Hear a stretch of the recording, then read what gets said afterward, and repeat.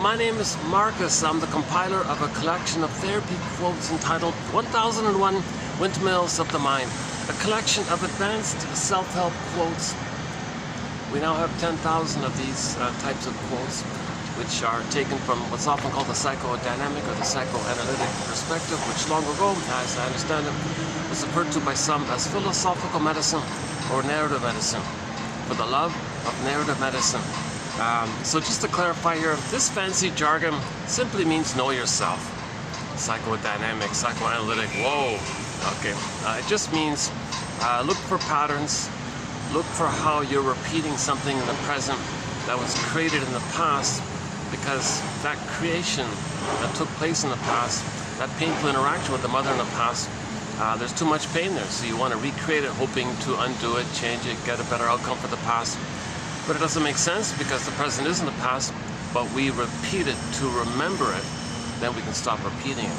So, famous essay, 1914 essay by Mr. Freud there, memory, repeating and working through. We repeat trying to remember. We don't remember what happened. The baby's not going to remember that. His ego isn't developed, it's all frazzled up.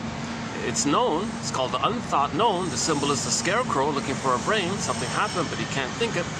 It's the unthought, it's unthinkable known. It's unthinkable, unperceivable, unformulatable, unconstructible, like he can't name it or something. But it's happened, it happened.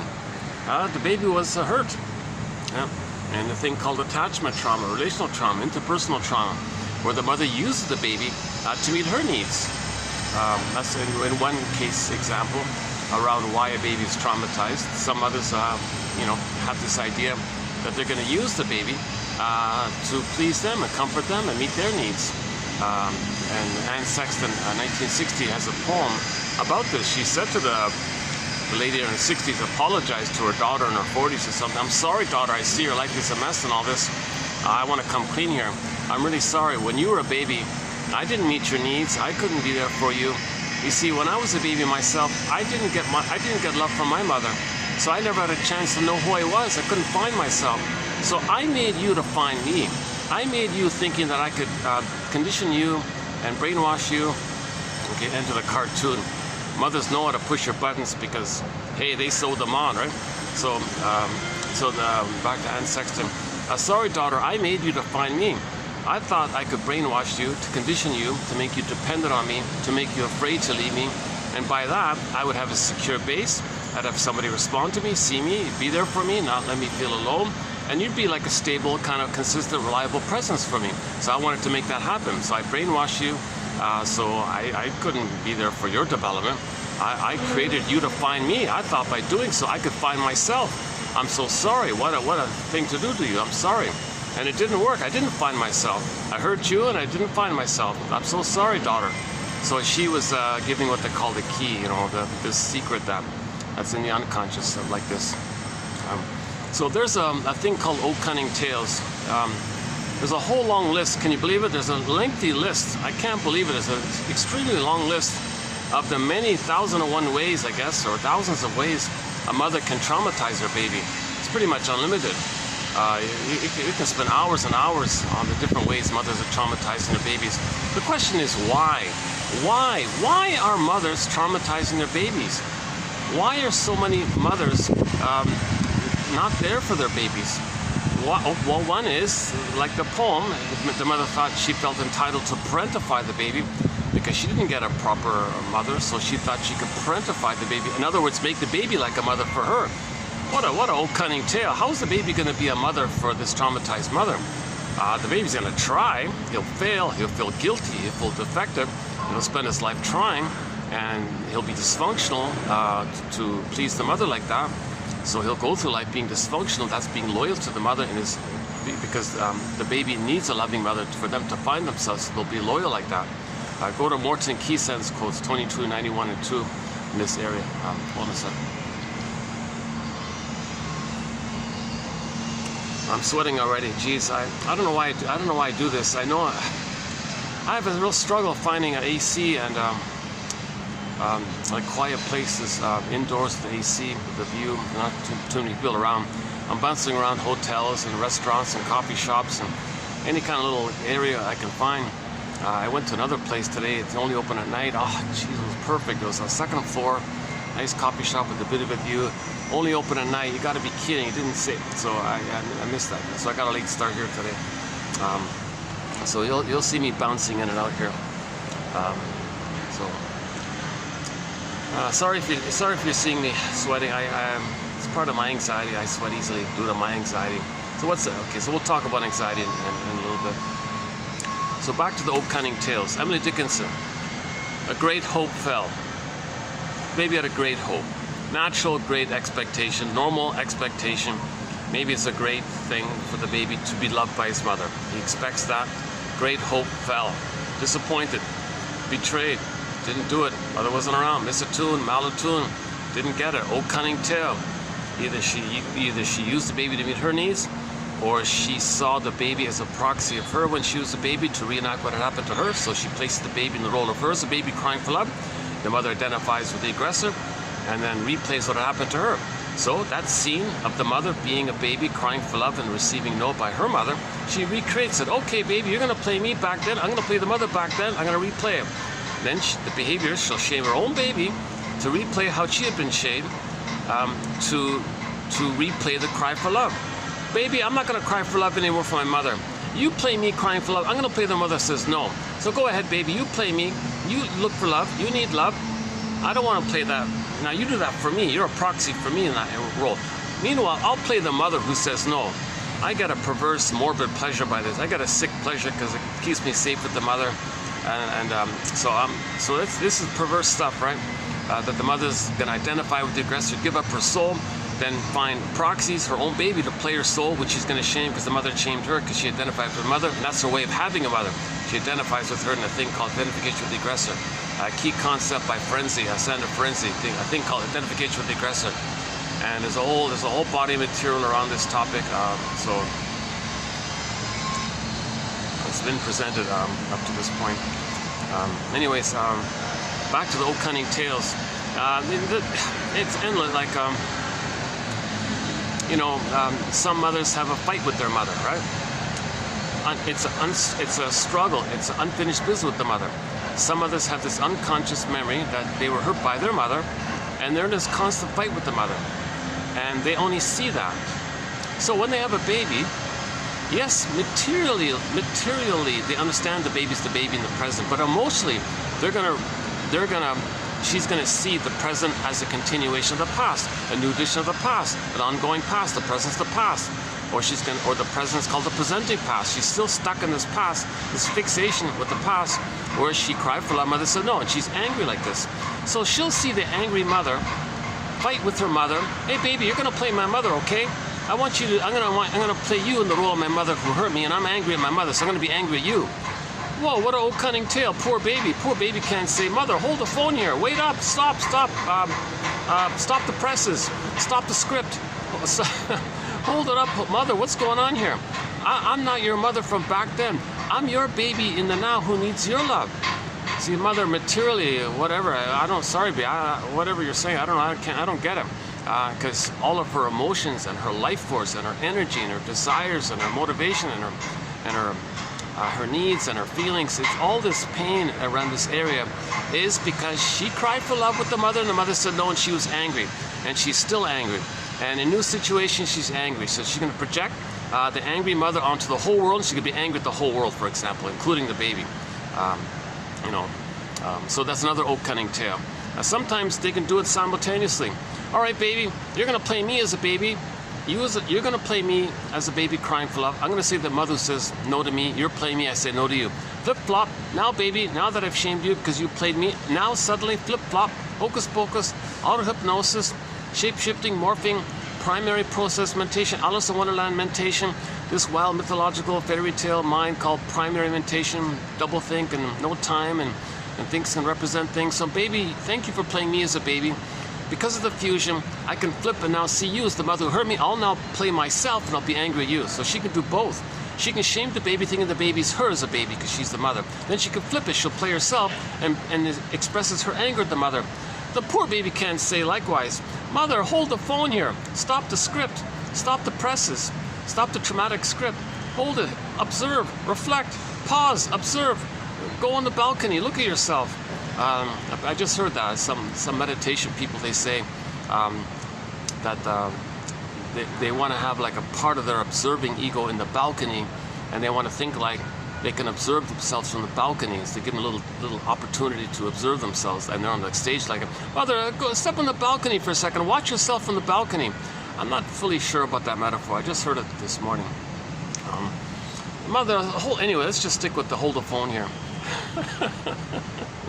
Hold the phone, Mother. Mother, I'm neither you nor your mother back in the nursery. Because it's one, right? Baby and the mother, it's fused, it's one. There's no differentiation, and that's the heart of it all. The baby, back up a sec. The baby needs love with the mother to feel safe to leave her, to separate from. It's called differentiation. If the mother's hurting him, he doesn't get the love to do so. In fact, a reverse thing. This traumatic bond tightens. The baby becomes stuck in the target of a negative union. Fairbairn's line is, the more the mother's love is unavailable, the more that baby's like trying harder and harder to please and appease and placate and win. So he's clinging and trying harder and harder to find that mother. But the mother's hurting him, he tries harder. Mother's hurting him, he tries harder. What a traumatic bond. At some point, this dynamic takes place. If it's so painful for the baby, if this goes on relentlessly, misatune, malatune, like a strain like this, again and again, many times a day, day after day, week after week, and when the baby might cross over, he says, all right, I'll give myself up. I'll forget about my development. I'll freeze up my development. My beingness will be frozen. That's Snow White. Snow White's a metaphor for our beingness. Okay, so Snow White is a metaphor or personification of a person's beingness. So we saw the condition of Snow White. She's in she's in emotional coma, emotional catatonia, emotional hypothermia. Okay, in a glass box. Far away means there's a gap between. There's a distance between us and our real self. Our sense of beingness, the serene, inexhaustible fullness of beingness, our embodiment, our ontological self, our feeling self, our emotional self, joy, sadness are there, the quote-unquote human side of being is there, tenderness, affection, the gifts of the real self, the pleasure of the real self. So much of who we really are. That's the real self, the authentic self, the true self. Okay, like that's Snow White represents that. So what's the condition of Snow White? She's in a coma, sleeping in a deep sleep in a box far away. So that's what the baby's going to do. So he'll give himself up, so to speak, and then he becomes the aggressive mother. Now, the reason of Snow White and the witch, right? So why is the witch so evil? Because the mother took away the baby's L-I-V-E.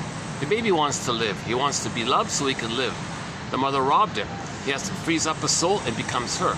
Now, due to repetition compulsion, he's going to replay that to have a mother. So he'll rob other people's L-I-V-E because the mother did that to him, but it's timeless. He does it again and again and again. So that's called making a deal with the devil, right? Because the mother took away the baby's L-I-V-E. He identifies with her, and so you take L-I-V-E and it's kind of like you reverse spell. It's a bizarre coincidence that E-V-I-L is the reverse spelling of L-I-V-E. The mother didn't allow the baby to L-I-V-E, so she robbed it. The effect is the mother took it away. The mother reversed like the baby's L-I-V-E, so she froze it.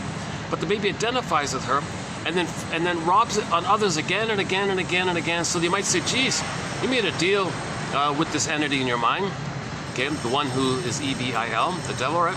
Okay, so the baby creates an imago of the mother. It could be the guy with the horns, could be an alien, could be a witch, could be a sea monster, it could be a frightening entity, a cyclops, boar queen, guy with the horns. Okay, and so on. It's an infinite form. This motif can. Oh, I'm sweating already. Jesus. I can feel the perspiration dripping. What a pity, eh? Because I got a nice quiet spot here, but I gotta cool off here for a bit. Jesus. Gonna leave my stuff here. Hang on there. We'll get to our quotes here. Today we'll be doing 2867. Some good quotes, mainly on the BPD pattern. We discussed it a few months ago, so I thought I'll add a couple more quotes to it.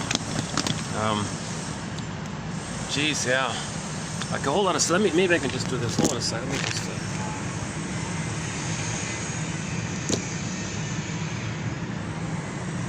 If I can just manage to stay here and do it, and deal with the sweat.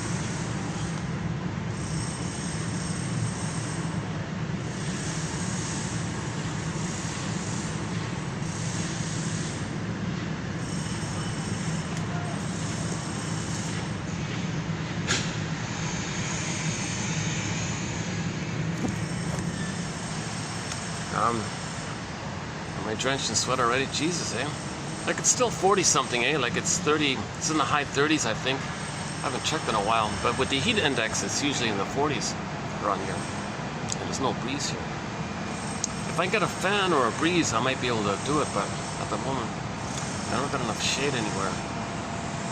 There's no other shade spot, right? Let's see. Yeah, there's no other. Maybe just back here a bit. There's a bit more shade here. Is there any breeze here? Jeez, I gotta get some breeze somewhere. Ah, there's a little breeze here. Yeah, let's hang out here.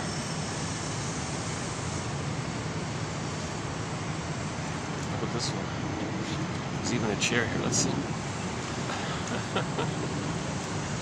Ah, Jesus. One of these.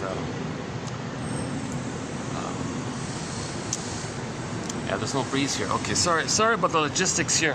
Let's see. Let's get this sorted out here. Maybe I can just go in for a bit, cool off. Actually, maybe that's an idea. I can go to the other place across the little pathway. There is an AC place there. I mean, there's an AC. If it's on, sometimes they don't even have it fully on. Yeah. Once again, sorry about my logistics. Jeepers. I got a late start here. I was really counting on that new coffee shop.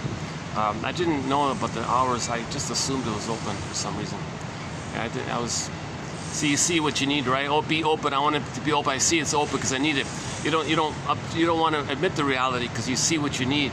See, I needed an open place, so I just saw that. I fantasized, needed. So you see what you need. So I didn't pause to. I denied the reality. No, don't be closed. You got to be open. Something like that. Very common pattern, right? You tend to see what you need. Like in relationships, right? You're starved. You're love starved, so. You believe the one they're going to love you, even though all these red flags, you ignore. No, I ignore the red flags with flying colors. You ignore the red flags, somebody said, because your need is so great. You only see the need like that. Like the mother who has a need to fight with her mother. So the baby, she can't see the baby's her baby. No, baby, you're my mother. Like, whoa, like you see what you need kind of thing. And in relation to the trauma of not getting your needs met. And this ongoing, relentless hope that when there's trauma, we live with the unconscious hope for the fulfillment of old unfulfilled needs. Martha Stark calls it this relentless, Janoff calls it this unreal and relentless unfinished business with the mother. So it doesn't make sense because how do you look for mother's love post that time? Well, people look for symbols. You take the symbol, oh no, that's real. No, it's a symbol.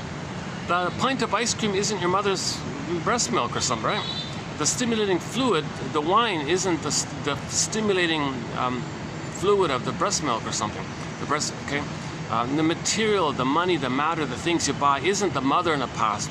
So you look for symbols of mother, something that you think can be approximate mother in some, doesn't even really matter too much. So you find something that's quote unquote symbolic of mother. No, that's mother. Mother, meet my needs. So you buy the thing, you buy the purse, you buy the ice cream, you buy the pint of ice cream, a little hope like that, because the baby had hope, disappointed. Oh, disappointed. And then you repeat the thing over and over again. So you repeat.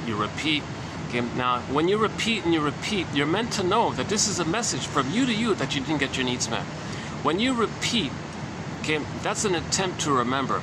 So you're meant to make the inference that the constant repetition disappointments, that's because you were disappointed. Yesterday I talked about the slot machine one. The guy goes to the slot machine and this alluring, promising machine says, oh, put your investment in. Have a hope with this machine. You might get the reward. So the guy's all excited, puts the coins in the thing, pulls the lever, click, click, disappointed. Okay, and then he might be and then that's for him to know. That's for him to know that he did that as a symbol of the mother. As if to say, oh my God, was my mother some cold, refusing thing like this machine? That's the idea. You symbolize something to approximate the mother. The mother was emotionally unavailable and she was refusing. So you go to the slot machine. This is emotionally unavailable because the machine, no emotion, it's going to refuse. So you repeat symbolically the thing that happened in the past because you have the hope that you can get it. Doesn't make sense. There's no time machines. You can't go back in the time to undo it like that. So when you realize this nonsense, okay, then in a myth or a fairy tale, if there's a character that personifies this nonsense, and that character is a goner, that's not an actual thing. That's that metaphor that you're going to give up. That's the quote-unquote death of this false thing. The death of unreal hope is the birth of life, the real self kind of thing. Okay, so this is a common motif that like this. So you had a false self. When the false self dies, then from the ashes you got the phoenix. Now you're getting back your feelings, and the real self connected to your real self. So yesterday's quote by Mary Ayers, when the baby's shamed by the mother, the ashes, and then you want the phoenix. I'm sweating here too. Jesus Christ. Sorry, once again, sorry about the. Jesus, why am I? Is it hotter than? You know, I was almost gonna go to the park today, and I thought, wait a minute, I don't have enough ice packed with me to go to the park, so I'll just do it here. Yeah, I'm glad I didn't go to the park, because this video I probably wouldn't have done this video. Well, we got some good quotes coming up, so stay tuned. I probably shouldn't leave my bag. Yeah, okay. Let me take all my stuff here. All right.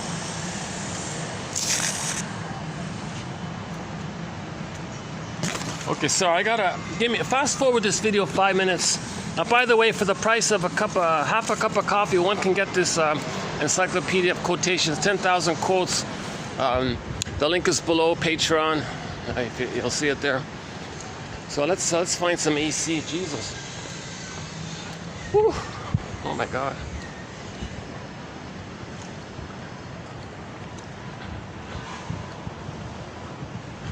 Can I peek in this way? Let's see. Would they mind if terribly? It's locked. Okay.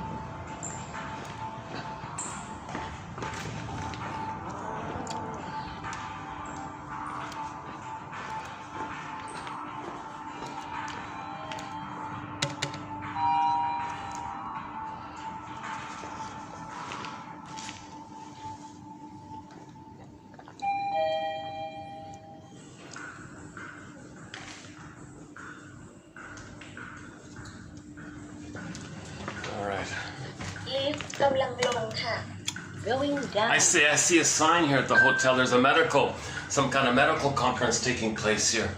And I thought, oh my God, are any of these doctors going to talk about the emotional cause of their symptoms? Will any of them talk about the connection between mind, feeling, emotion, psychology, memories, and the psychosomatic symptoms? Will they or will they not? I don't know. ชั้น 1 ค่ะ First floor. Okay, let's go to the AC.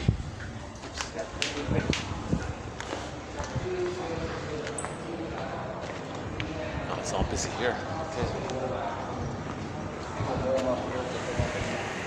This other spot has some better AC. Hold on.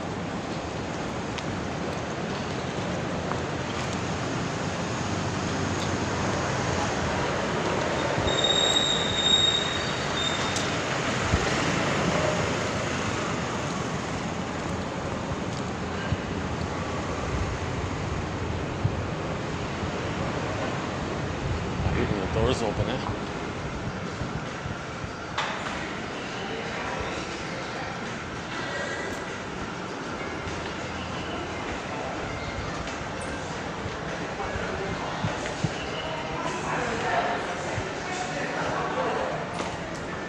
Please be on. 22. Okay, it's on. It's only 22, but I'll take it. That's okay. It'll take longer to cool off.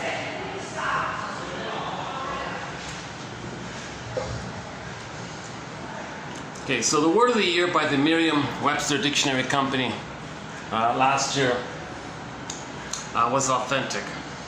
How's the lighting here? Some kind of lighting. Oh, the lighting's okay here, right? If I do this, is that better? Oh, do I get better lighting this way? Where's the best lighting? Oh, hang on. Let's go.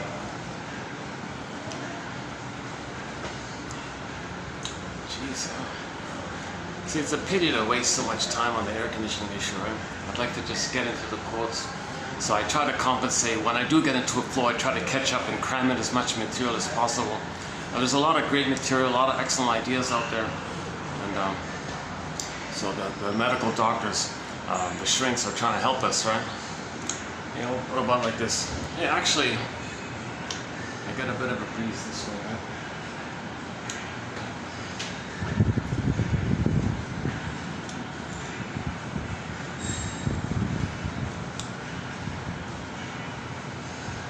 Okay, maybe just do this way. How's it? Let's just see. Okay, I guess this might be the best one.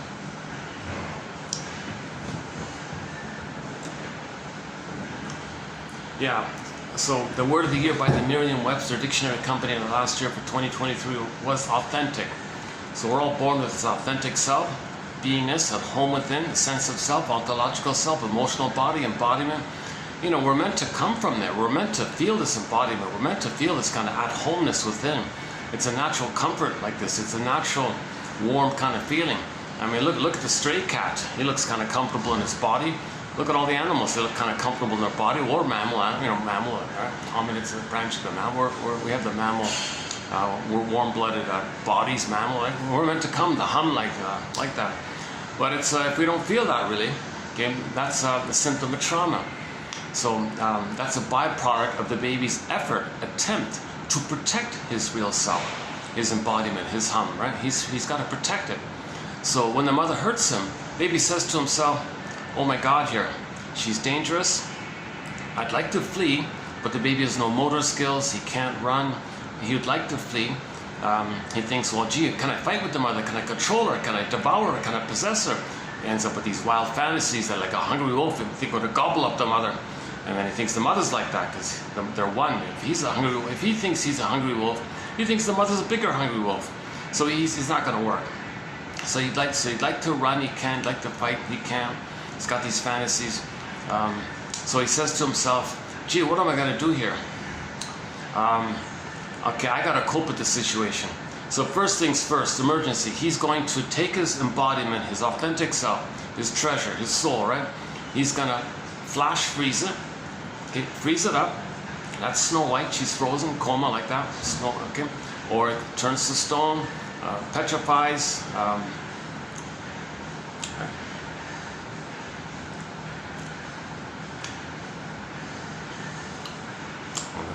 One of the guards just saying hi.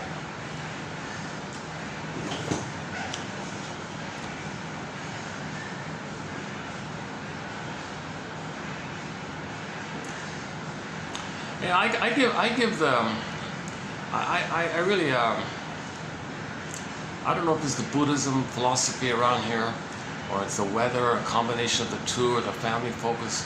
I don't know what it is, but there's still a kind of a pleasant decentness about people, and but there's pressure all around. Like you can feel it, like they're holding the kind of thing. And actually today, yes, this morning I heard a podcast. Somebody referenced the meditation. I don't know which branch of meditation this is from, but she said what she does to try to calm herself, soothe herself, or be centered or something. Is her metaphor is, or she borrowed it from somebody. I don't know. I didn't hear the whole thing. I just got like a glimpse of it. Maybe I'll go back to it. She says, if you're feeling something, okay, what you want to do is, she said, is imagine your feelings in your body as if it was one of those tuning forks. Okay, so you got different vibrations and all that. So imagine your feelings going on in your body like that, a little upset or a little disturbed, and it's not really in tune or something, but something's moving around like one of those tuning fork things. So see if you can just observe and identify it and notice the tuning fork within you. Just do that. Just try to like validate, accept. Don't run away from it. Don't like squelch it. Don't blame yourself for it. Just observe. Do the balcony thing maybe, and just sense. Gee, what tuning fork am I feeling now? Is it the A sharp? Is it the B flat? Is it the this or that? and it's a little confused. It's not really out of, maybe there's 2 there, not out of 2. Just try to see if you can sense and identify or feel or sense what this tuning thing going on within you. And by doing that, you give some kind of validation and acceptance like this, and then your feelings can flow, and then you calm down like that, rather than denying it and there's pain like that. So you want to accept yourself. So you want to accept your feelings, kind of thing. It's not a cure. It's just a self-soothing kind of thing. But she said she learned it from some kind of meditation teacher or something like that. So look up. We don't have a thread in that area. It's kind of out of my zone. Very advanced stuff, that kind of thing. This mindfulness, geez. You know, Karen Horney said that the conclusion of her analytic career was to get into this mindfulness thing, because they're accepting their beingness, and they're disciplining the beingness like that, and to maintain their beingness. So maybe this whole Buddhism kind of general philosophy or Eastern tradition philosophy about this mindfulness and beingness, and have your beingness, that's the yin, that's the shakti, that's the feminine element, the moon, okay, the beingness like that. So there's an appreciation of beingness, because if you have your beingness, your doing will be normal. Don't worry about your doing. Your doing will be normal if you have your feelings. If you have your feelings, you'll be ethical, moral, virtuous, kind, because you have your feelings, and you know what's going on. So if you have your feelings, then your doing comes from your feelings. So naturally, if you have your feelings, you're naturally kind and loving. So tenderness, affection, and you have natural empathy, and you have natural feeling that if there's a mistake, you feel badly, so you want to make amends, and you can apologize, feel regret, and make things right. And you can talk about it. You can make I statements, and you can identify your feelings. You can share it, make I statements. So you want to come from one way to use that phrase, inside out, is like that. You want to come from this inside out. Inside, from your inside, your doing out is normal. Okay, the masculine doing, the yang, it's normal if you have your feminine being like that. Woodman says, yeah, if your feminine element's wounded, your masculine is distorted. You see, so if it's distorted, Kristen Wilson says, then you're not making sense. Because if it's distorted, you're acting out of trauma, crying for love, repeating the past, telling the world how badly your mother treated you by treating others that way, looking for symbols of mother, being disappointed, and then angry again by that. You're not making sense like this. No pint of ice cream is the mother in the past. No slot machine can magically be the loving mother for the past. You're not making sense. Now, on the positive side, if you observe this, that's a symbol of the past, and you heal like that. But anyways, you're not making sense otherwise. So that's like outside in, grasping on the outside, either something symbolic of mother to correct the trauma in the past to get your inside, or grasping on the outside to cry and tell the world how badly your mother treated you and how cynical you are and how you think the world's an unfriendly place because the uterus was an unfriendly place. Okay? If the mother's smoking and drinking, the uterus is not a friendly place. If the baby's kicking, can't get enough oxygen, he thinks he's fighting with a sea monster inside. Placenta, cord, 3 veins, sea monster. So he's not a friendly place like this. So if there's negative philosophies, negative attitudes, survival slogans, jungle slogans, always in this kind of survival-like mode. Okay, that's code like this. So on the outside, if you're acting this kind of stuff out, okay, you're not making sense, because nobody in the present is going to interpret your disturbing behavior as a cry for love, that you're telling everyone how your mother hurt you, and you want everyone to admire and meet your needs for narcissism, meet your needs to be seen and accepted, validated. So they're supposed to accept your negative behavior and give you a loving response. Like it's too much, and you can't still try to get mother's love through others post age 3. That was a one-way ticket. That from birth onwards to 3, that's like a one-way ticket. The neural pathways are set down. The model, the script, the imprints, they're kind of grouped in like that. And this is, there's even a name for the chemicals that seal in those memories. It's kind of set like that. The only way to loosen things up is through reflection, through forgiveness, through the mourning process. Okay, when you do the mourning process, then you're admitting something, then you're thinking something, then you're formulating something, then you're validating something, then you go, aha, I see. Mother was hurt, I see, okay, I get it, it's painful, it's sad, it's called the mourning process. It's all about the mourning process. So if you get inside out 2, that's the ab reaction scene. And inside out 2, the conclusion, when the avalanche scene, all those balls came, the orbs, the memory orbs that were repressed. Remember, Joy repressed them, repressed. They took the free association boat to the back of the mind called the unconscious and had the release, and now the feeling which you couldn't have felt. And then the cables went up to consciousness, and then you had a psychosynthesis of the both and. So for a discussion of Inside Out 2, go to 2840. I'm still sweating. Oh my goodness, look at that. Jesus. See, this is an inference on me. I've had this ongoing inference on my case that I see others running around, jogging. I don't see them sweating. I barely ever see anyone sweating, to tell you the truth. So I have this ongoing inference that I must have some traumatic memories myself, but I don't remember them. But if I sweat easily, that's an inference that you see, the old fears, you're reminded of them in life. But those old fears communicate to you through physiology, neurobiology, neurochemistry, sweating, psychosomatic symptoms, shallow breathing or poor blood circulation, those kind of physiological kind of things. Oh yeah, and at a medical conference are talking about something in that area, right? Psychosomatic symptoms. So psychosomatic symptoms are a communication of the old trauma with the mother. So it's Sarno and Capex. We got a whole chapter on the body bears the burden, the body remembers, the body keeps score, the mysteriously between mind and body, the conversion from water to ice, the psychosomatic issue. Okay, Capex has a bit. Okay, I'll just quickly say it here. The quick one, the quickest, shortest, abbreviated understanding of psychosomatic symptoms is offered to us by Capex back in the 40s. A great quote. Look it up. I highly recommend it. She says, when the baby's crying to the mother, okay, it's relational. It's kind of normal like that because it's revealed, it communicates. The baby's saying, mother, you didn't meet my needs.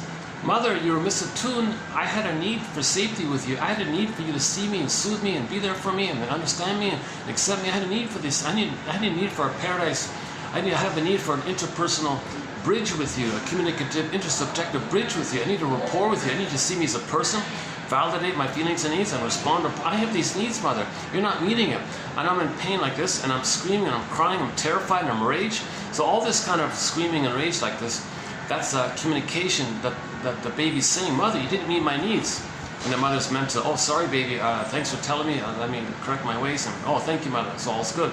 But a lot of mothers, gee, you're so demanding. You're like my mother who demanded so much. Oh, baby, you don't like me. You're rejecting me because my mother rejected me. No, mother, it's not like that. Mother, I'm not your mother. Stop doing that. Please, I'm your baby who needs your love. I'm crying because you're hurting me. You're misattuned to me. So let's say this kind of problem goes on like this.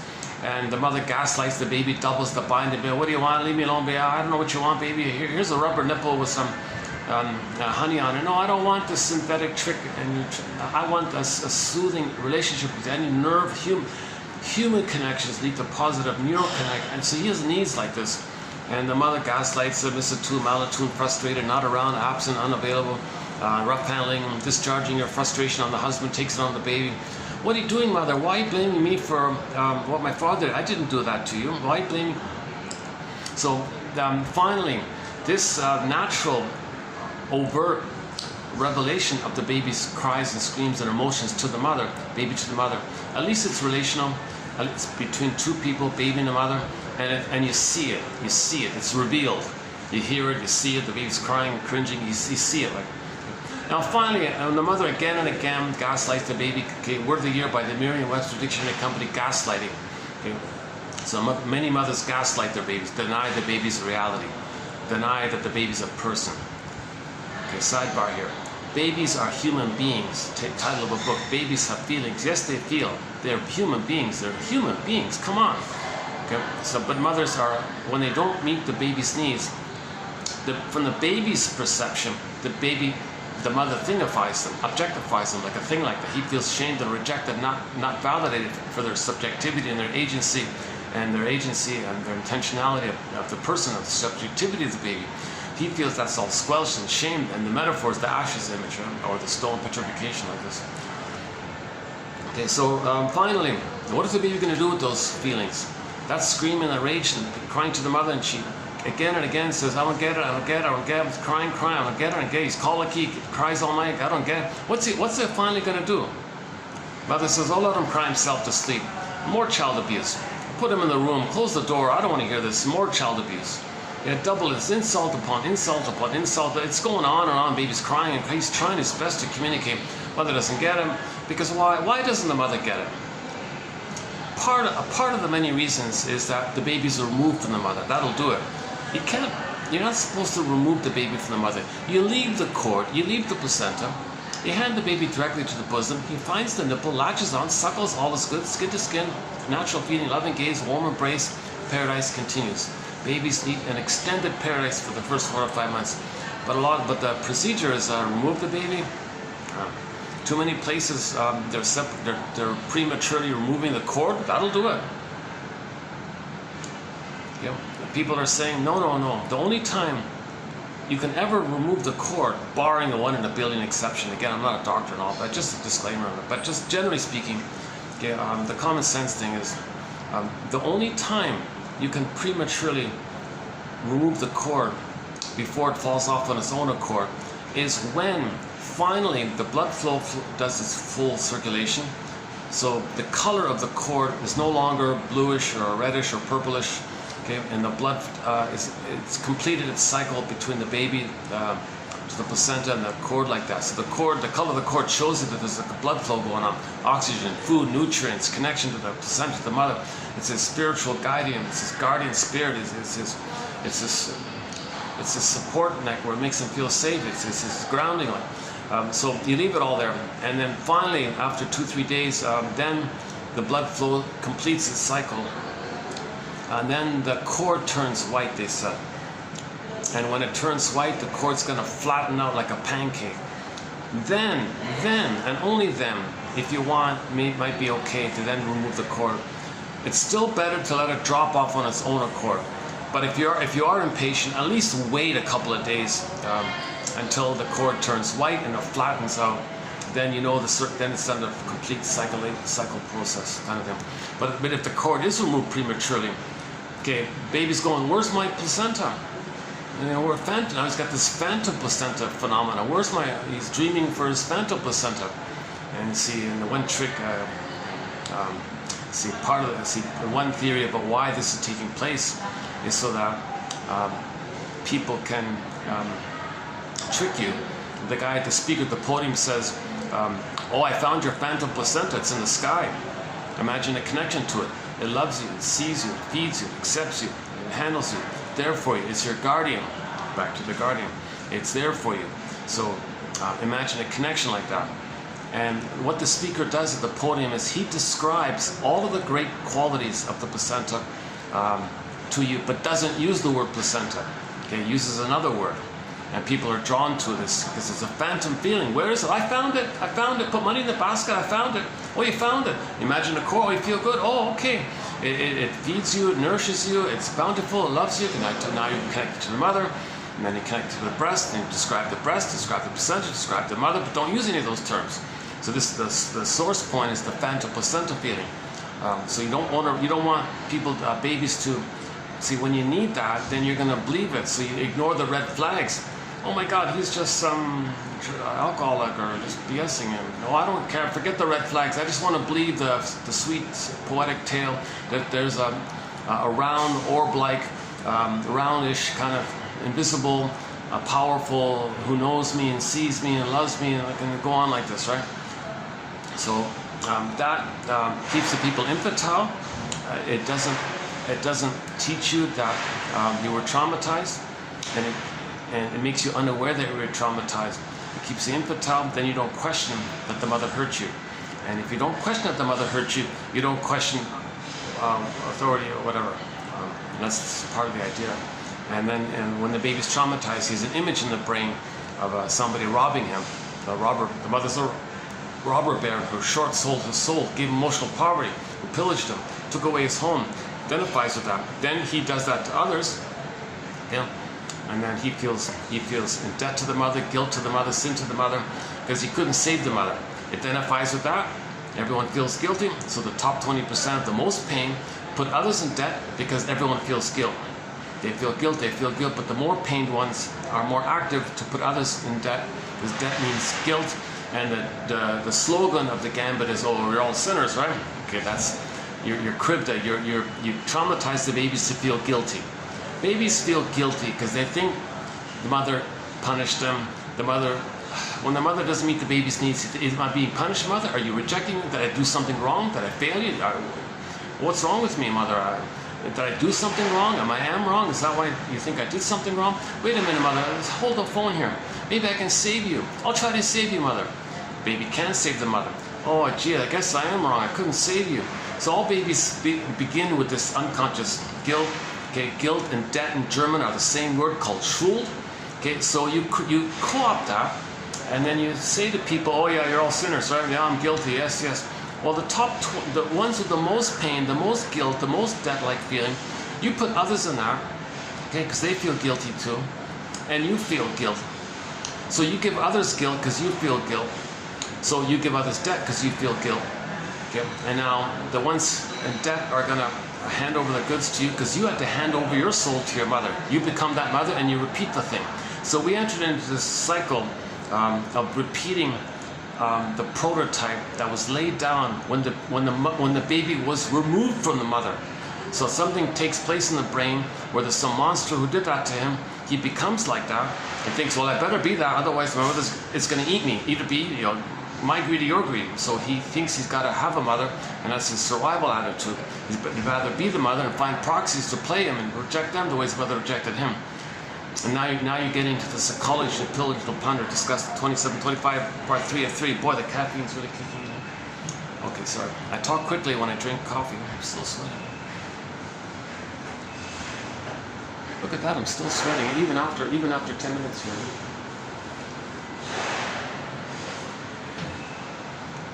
Well, luckily it's not too busy around here at the moment. I don't like staying here too long because the staff is just, the front desk is just standing there. When I finally cool off, I'll go back to the 6th floor. It's nice outdoors, eh? It's kind of nice out there, yeah.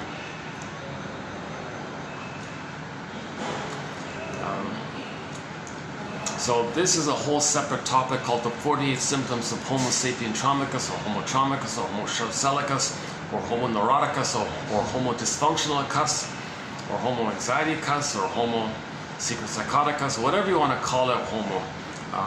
We became a traumatized version of ourselves, accidentally, just an accident, no blame, trying to understand. Out of our confusion of our discoveries and the serotonin we got, we wanted more, we traumatized the baby to give him the psychology to make the transition from tolerant, empathy personality to prejudice personality. So babies were removed. That means they were traumatized. That means they create an image in the brain of a scary thing. They become that scary thing and treat others as innocent and do to others what the scary thing did to them, and that's their survival attitude. And this, the psychology needs to pillage and plunder. Okay, to pillage and plunder, what's his name again, Lowell or something? So you need a pool of poorly paid workers. So you put others in debt, you're the poor, you hand over your stuff. Okay, because as a baby, the ones doing this, okay, they had to hand over their soul.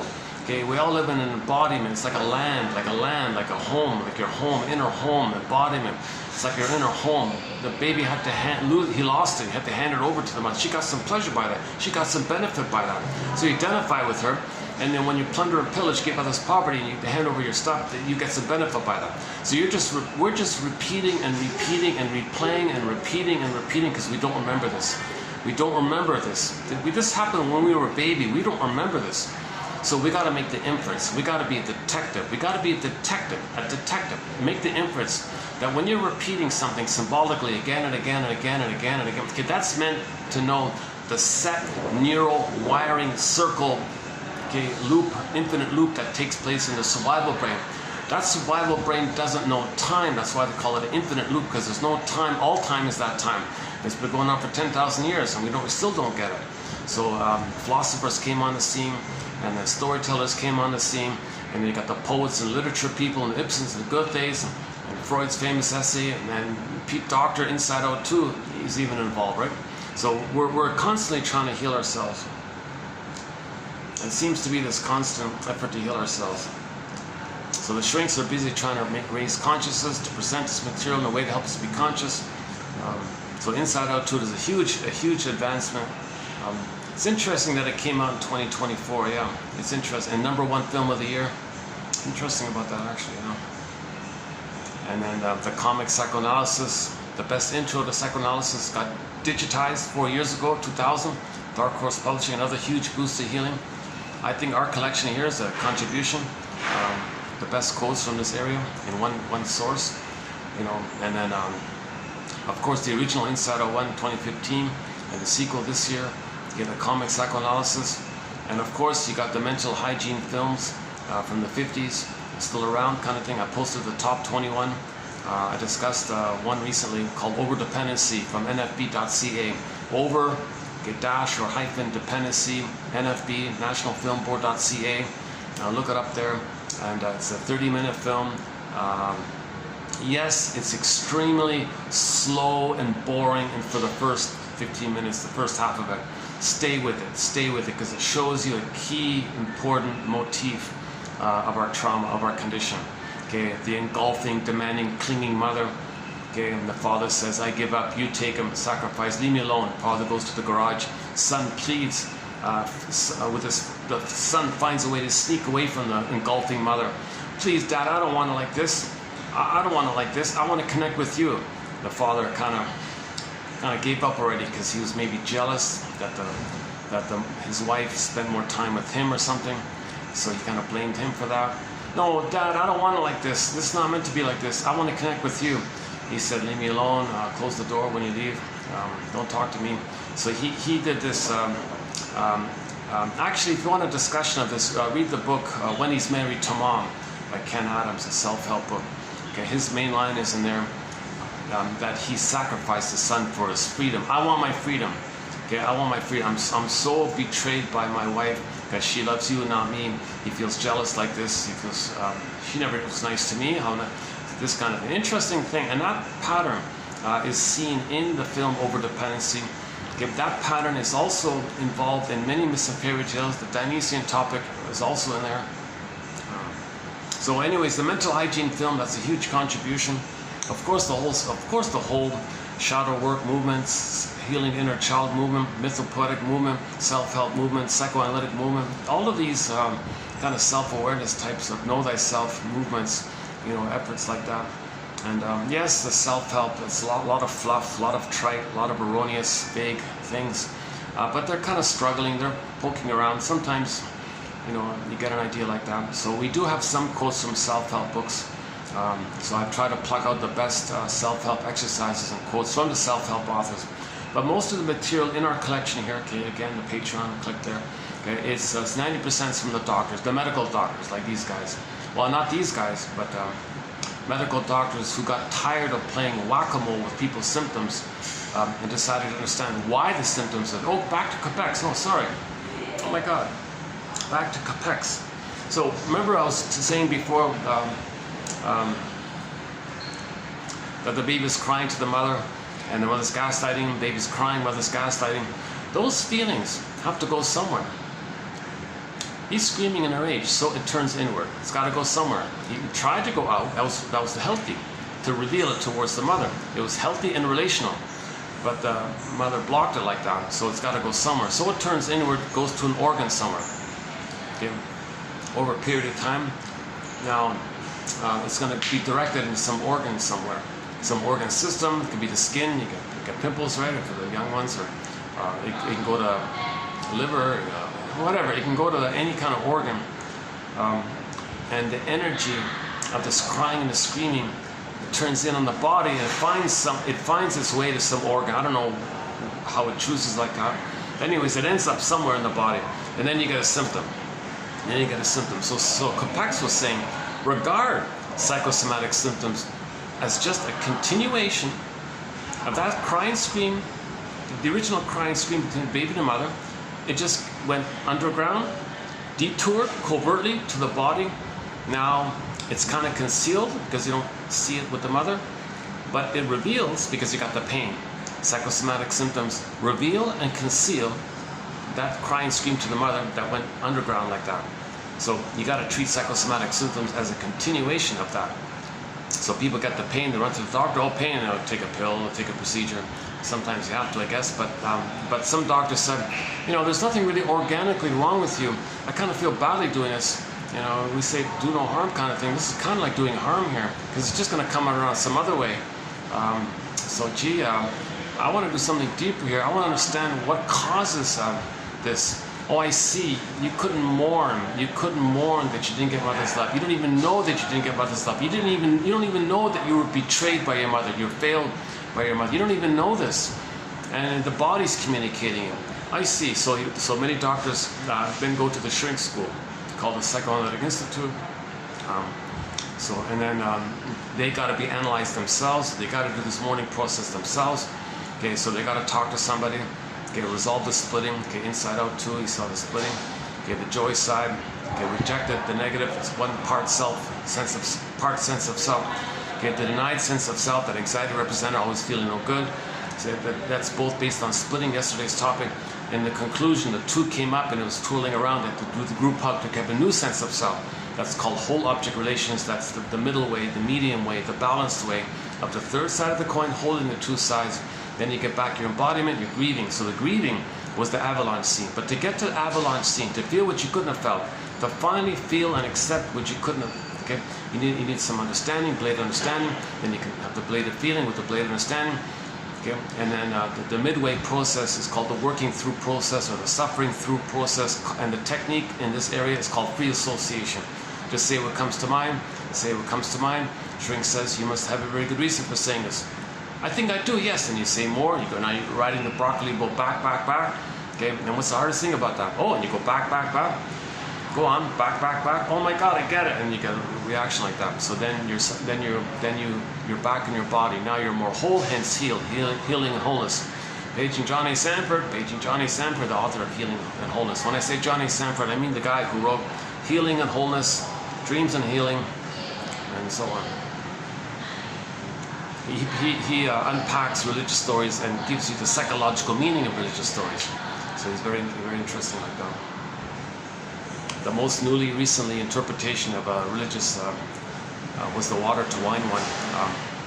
So if something's ordinary, now you see things in a fresh, new, lively way. Now it's like wine. I don't know about that one, but an interesting idea, anyways. Okay, let me do my 3 disclaimers. So I have 3 disclaimers I try to do in every video. So I'll just do it quickly here. Number 1, I'm not a shrink, I'm not a professor, I'm not a midwife, doula, nutritionist, gynecologist. I don't have a master's degree. I only have a BA, keep that in mind. I haven't been analyzed myself, so I haven't done this analytic process myself. It's ironic because I'm talking about it, but I haven't done it. So I'm not a representative of it, but I'm trying to learn it. Somebody said, if you want to learn something, teach it. Well, I'm not teaching it, but if I'm talking about it, I'm kind of learning it. So Robert Blythe says to the audience, he's not a shrink either, really. Dear audience, I'm going to give you these interpretations and some fairy tales, but 30% of what you're going to hear is wrong. You, dear audience, have to figure out which 30%. So likewise, as I'm talking here, 30% or whatever is wrong. It's up to each listener or viewer to figure out which 30%. I don't know which, don't ask me, I don't know which 30%, but some major portion is not correct. Okay, the point is, we got to be our own detective. We're exploring, we're brainstorming, hypotheses, guesstimates, clues, detective, we're brainstorming, no set answer here. Psychoanalysis, there's no like magic breast here, no magic words being said like this. Forget these ideas. You got to be conscious to heal. You can't bypass your conscious and heal. That's the trick of the self. A lot of these self-help, new age things. Oh, you don't gotta think. You don't think about patterns. You don't think about projection. You gotta think about what you're repeating. That's too complicated. Let's bypass that. It's called spiritual bypassing. That's huge. That's the huge problem with the new age self-help. So they don't want to do the analytic thing because too much jargon, muddy. It's too muddy. Too many red herrings. Too many pet projects, too many shrinks trying to make themselves look good by twisting their case studies to make them look good so they can keep their money or their jobs or something.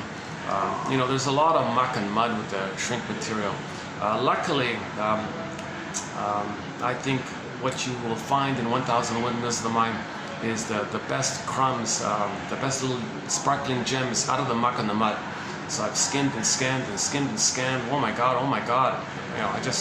I'm sometimes impatient like that, so I kind of have to go back to, oh, there was one, I missed one. So I'm trying to pluck out the best bits like that, with the hope that 1 out of 10 you'll like. So in each batch of quotes, if you click the more link, you'll get roughly 10 on average. 1 out of 10, 1 out of 10, I think might be of help.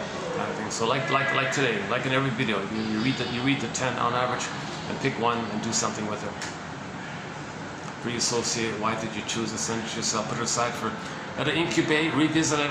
Just be a detective. What does it remind you of? And just that kind of thing. We're trying to weave a basket. Okay. We're trying to create a lasso of truth. Okay. I think maybe these quotes, you know, you do this every day. It's kind of like you're trying to make a lasso of truth. You know, to yourself, to your parents. Come on, parents. Tell me the truth. So these quotes help you to bring up the truth. Okay. In your parents, to yourself. So the lasso of truth, to bring up the truth, right? Wonder Woman had the thing and people to tell the truth. Well, these quotes are kind of this knowledge, these insights, these theories, kind of like bring up the truth. So just a ballpark guesstimate metaphor. These quotes are like a lasso of truth. So do you want a lasso of truth? Do you want a lasso of truth for your healing? Okay, these quotes may be it. Okay, it's also a lantern. Unconscious, shadow, dark, unknown, shadow work, unknown. Everything about you that you don't know, it's considered dark like that. So it's shadow, dark. You need a lantern. You need night vision. These quotes are giving us a bit of a lantern, so you can kind of figure out what's going on. Okay, so when Rapunzel, in the Rapunzel story, okay, when the guy hopped over the fence to pluck the radishes called rampions, i.e. in German Rapunzel. Rapunzel is German for rampion. Rampion are these radishes that resemble carrots, and they're in the ground. You pull it up, but they're white radishes, but they look like carrots. Just imagine a carrot, but it looks like a white radish, but it's a white radish. But it looks like a carrot, but it's white. A white carrot, but it's not a carrot, it's a radish. It's called rampions. So he hopped over the fence, in the ground, deep repressed, you brought it up. So something you did, that metaphor, something you didn't know about yourself. Okay? You are able to bring it up to your consciousness over the fence, and then she ate the vegetable.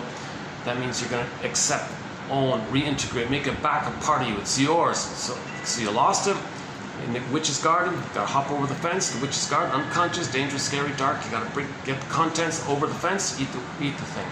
Okay. So this you had a house. You had two houses, right? You got the regular house and you got the witch's garden house. And then the witch's garden, and you got the fence there, the regular house. See, that's a metaphor that you got these two worlds. We live in these two worlds, our conscious regular world, and she felt hungry, she felt empty, I'm missing something, I don't know what it is. Please, darling, go over to the witch's garden and get the rampions, and now I want to eat it. Okay, that's just a symbol that we've got to go into the dark, unknown, scary witches. The mother is seen as a dangerous witch. That's why it's a witch's garden. Okay? The image we create of our mother, it's not our mother, but the image we create following our interaction with the mother is a dangerous witch. Okay? That's the image we create according to our interaction, because that interaction prompts the baby to project his rage and dangerous feelings onto the mother, because the baby and the mother are one. So if the baby's hungry, the mother's hungry. If the mother's enraged, the mother's enraged. If the baby's enraged, the mother's enraged. If the baby wants to incorporate, the mother wants to incorporate. Baby feels like a hungry wolf, the mother's a bigger hungry wolf. It ends up that the mother's a devouring monster that wants to eat the child. Right? So that's the witch in the witch's garden image. So you gotta kind of face it. Hold a sec here.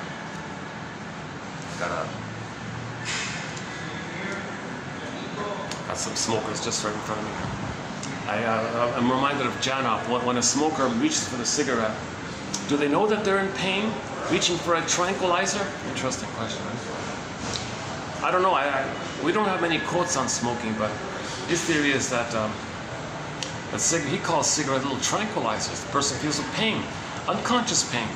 They feel pain. They don't even know they feel pain. So the unconscious says, well, I got to soothe the pain. Let's tranquilize it. Let's numb the pain. Oh, how do I do that? Well, when I was a baby and I was hurt, my brain gave me endorphins. Well, this toxicity and the tar and the nicotine and all that, it'll create pain in me. It'll create more pain to prompt and trigger the release of endorphins. So it's like a pushing like that.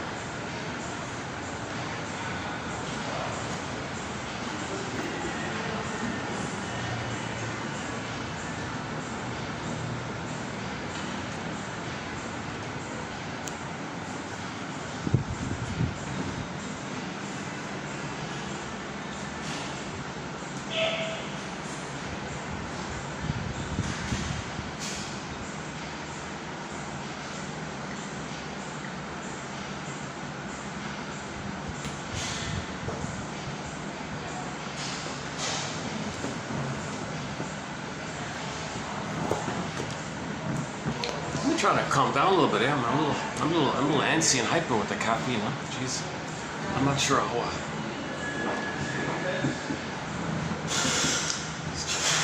They never make it. These chairs with these curvy backs. They're awfully uncomfortable.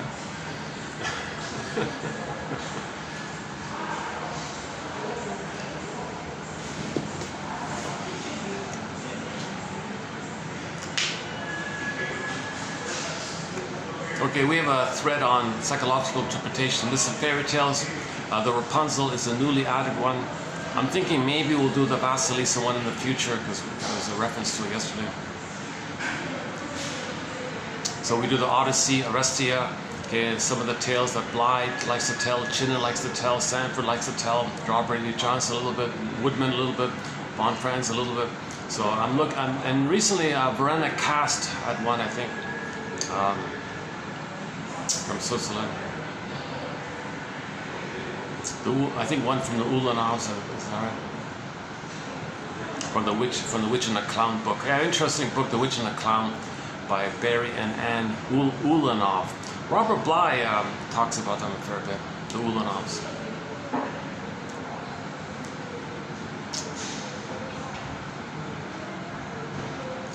So again, all these fantastical stories of witches and monsters and aliens and scary things and sea monsters and dramatic things and fiery things and hell scene.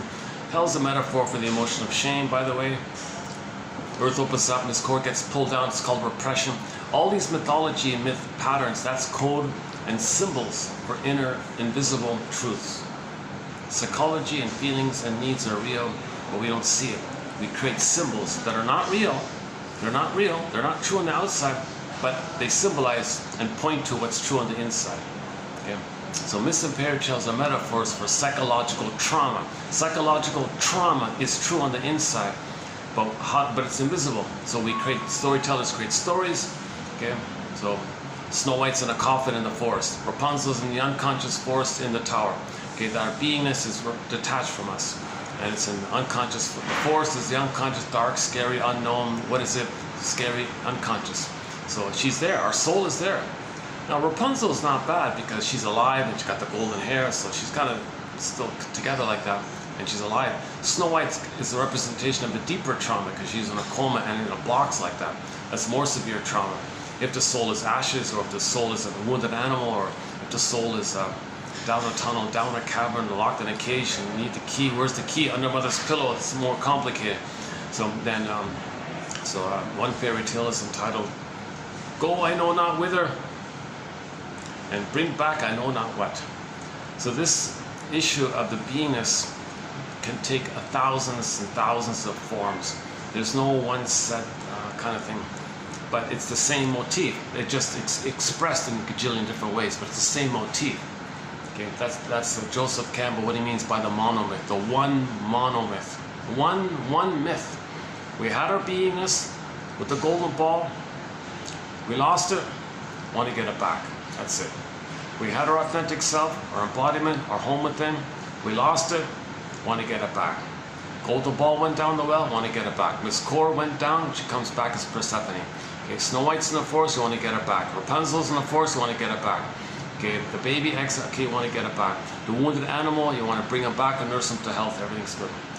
So in the basic version of the Rapunzel, you got the castle, okay, that's the conscious, meaning the person consciously feels empty and in debt and poverty. So the story was the kingdom was impoverished and problems this and problems that, no good this and suffering this and debt. They feel a lot of guilt, a lot of pain like this.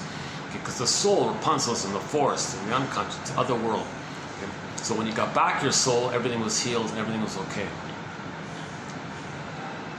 So the method to get back to soul is that version where you hop over the fence, pull up the rampions, eat the rampions. Hop over the fence, pull up the rampions, eat the rampions. Okay, make the unconscious conscious. Make the unconscious conscious. Identify what's repressed, denied, unknown. Bring it to your consciousness and accept it. How do you do that? How do you do this quote-unquote shadow work? How do you do this? Okay. Well, often when something's repressed, okay, you will say others possess it. You will attribute to others. Others are this, others are that. They think this, they want this, they're dangerous, they're no good. Well, look, that's how you felt about yourself and what you think about your mother. If you say others are no good and they're dangerous, okay, that you're talking about you and your mother. You felt no good and your mother was dangerous. Simple like that. Jesus. It's taken it's still 100 years have passed. There's still this effort to get that across, kind of thing. And things are blocked. I double check myself. It's funny about that no one's really seeing this, because I just realized something. I just checked on the search engine. If somebody's looking for any of these excellent quotes, they won't find it by searching for it. Like Edmund Burger, one of our mentors, one of the greatest shrinks around, well, that ever was, right? He wrote mainly in the 40s and the 50s, 24 books, 300 papers, a wealth of material. Okay, and we got the best quotes from that body of material in our collection. The only place you'll find the best quotes from Burger. So I just typed in Edmund Burger quotations.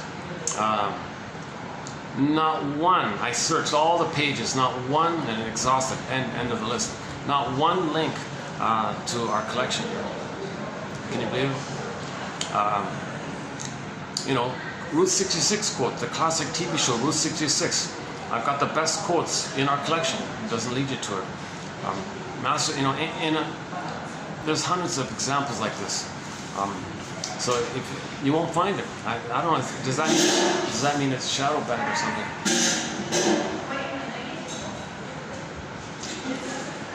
Yeah, maybe I'll. I think I've cooled up a little bit, so I'm still sweaty, but. Okay, let's let this guy have his lunch in peace here.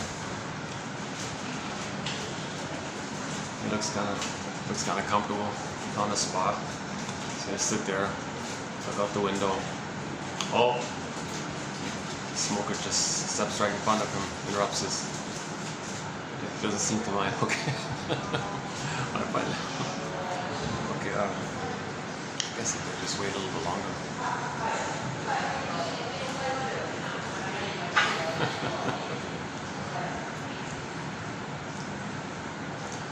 The guy near me is having a kind of a free moment for himself. It seems like he feels whatever obligations he has in his life. I feel like it looks like he's free from it for a minute, eating his favorite food, oblivious to the smokers right in front of him. Seems kind of innocent. Speaking of innocent, yeah, I talked about yesterday that there's a very good cover of Carry On Wayward Son, the classic rock song by the band Kansas. Delly, her name is Delly, D-E-L-L-Y. Her last name, oh boy, R-Y-S,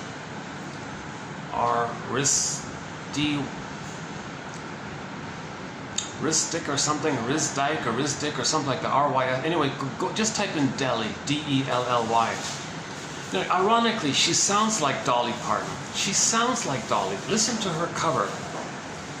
In other words, imagine if Dolly Parton were to do an acoustic solo of Carry On Wayward Son. It might sound a bit like her. In parts of it, you'll hear Dolly Parton. Oh my God, she sounds just like Dolly Parton. And she's just a little, like a teenager, a young lady in Brazil, in her apartment, picks up an old beaten up guitar she found at a thrift store or a second-hand used store or something, and just picked up the chords and just sings it by herself. Just a solo, her and a guitar, and she does the best cover of Carry On Wayward Son there is, in my opinion. Alyona Yaroshina did an honorable job, that's okay. And no one else has done it. No one else can do a cover of that song. And there it is there. I'm surprised she isn't a major star. She's a nice, quirky kind of, kind of like an innocent, quirky, kind of, you know, well-meaning kind of. She's like trying to please you. You know, when she sings the song, when she finished, she said she shrugged her shoulders. I don't know, did I do a good job? She did a great job. I'm surprised she doesn't have a record deal or a CD deal or something. She just does covers, right? She even did what's the one by the Nylons? Well, the Nylons did a cover of it. The lullaby one. What's it called again? Not Winded. She was just 16 all along. Rock and roll lullaby. She does rock and roll lullaby. A nice cover of that. Unfortunately, she stands in front of restaurants, and so you don't hear it too well because the public's passing by, and somebody gives her a coin or something, and she says thank you and all that. So she's a street performer basically, playing in front of restaurants. She does a very good cover of the Can't Help Falling in Love, the Elvis song, with Elmer Brothers. Anyways, I mentioned that song because we just covered it maybe 2 videos ago. I spent a fair bit of time talking about that song. So there's a whole discussion about it, so I won't get into it now. Yeah, let's let this guy enjoy his meal here. So let's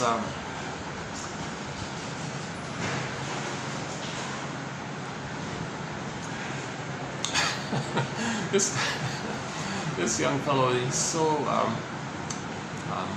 he's in a zone. He's totally in his zone. He's in a little bubble like that. He's in a food, what some people might call a food trance. I'm eating my favorite foods. I'm in this trance. I'm comforted like that. It's like emotional. I do that. Like we all do with emotional eating, right? You just gotta forget about the world a little bit. And when you do emotional eating, okay, you're not physically hungry, but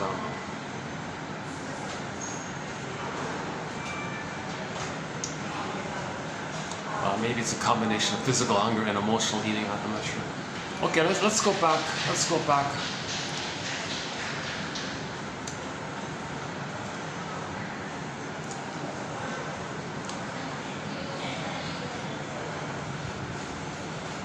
Let's check the battery. Let's see. Hold on a second. Battery's holding up 4 o'clock. Okay, so I've got about 2 hours of light left. Yeah.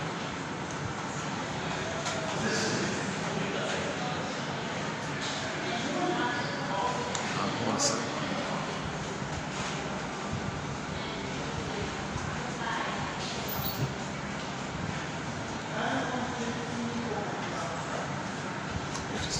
Change my angle here. These chairs are. Okay, what else?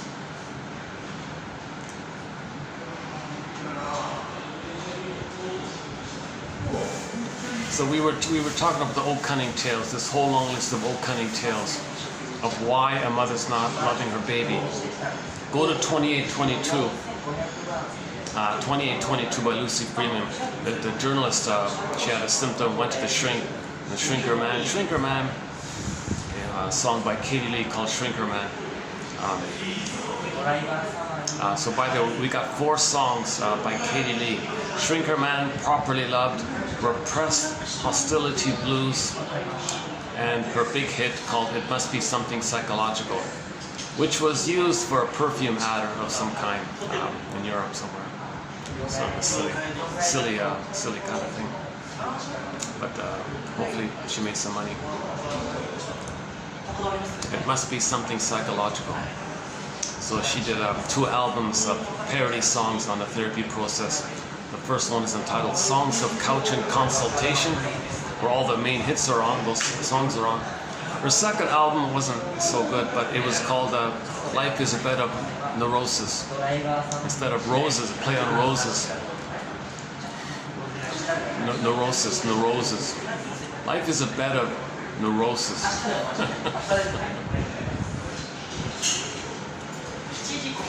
We're homoneuroticus. Oh, I finished already. Oh, that guy ate so quickly.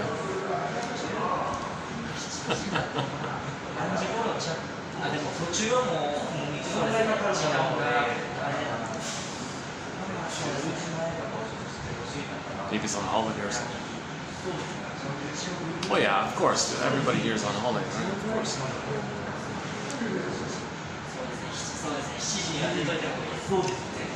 Oh my goodness! I wish I could bring a. I was saying. I wish I could invent. I missed my calling. If I were an inventor, I would invent a pop-up chair, like a comfortable pop-up chair with the back part and comfortable, not too saggy like that. And it can fold into an umbrella. You can put it in your bag and just pop it up, and it's a comfortable chair. Not these clunky lawn chairs that you got to carry. Those are pretty heavy, and you know, they're too big and heavy. So there's got to be some way to create a pop-up chair that's comfortable, that can fold into something the size of an umbrella, and it's light, some light alloy or something, or maybe it is out of air. I don't know. Maybe do pump it up or something. Has a built-in air pump or something. So you just open it and it just pops up to a chair, and you can close it up easily, like a pop-up tent, but a pop-up chair. I did see yesterday. I did look it up yesterday. Somebody has like a pop-up stool kind of thing. It looks like a disc thing, and you untwist it, and it has this layered kind of thing, and it's just like a plastic, like little stool like that. You can't really sit in it. It's just like a stool. So there's a pop-up stool available, but I'm thinking like a proper, comfortable chair you can sit in for a while, right?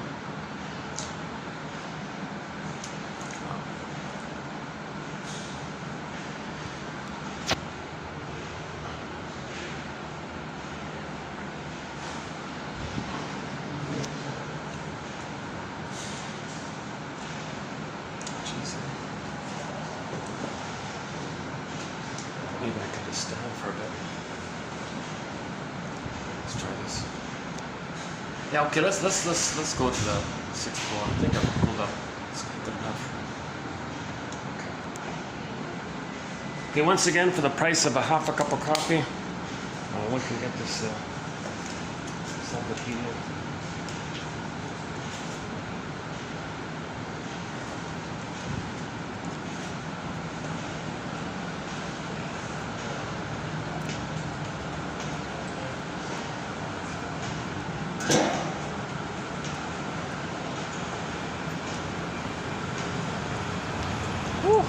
Oh,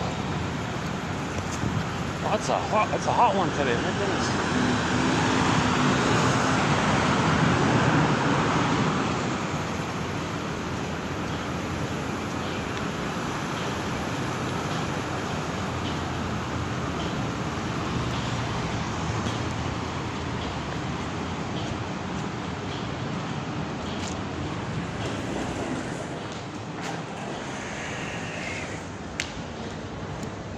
Oh, hang on.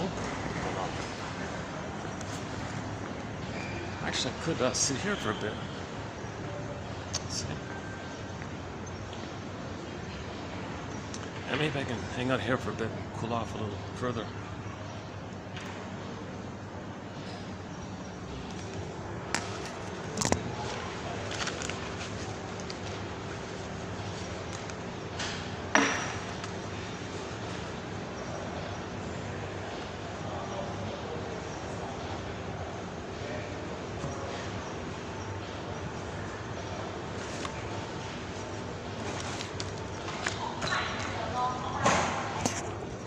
Let's see, what do we got today? 1, 2, 3, 4, 5, 6, 7, 8, 9, 10, 11, 12. Yeah, 12.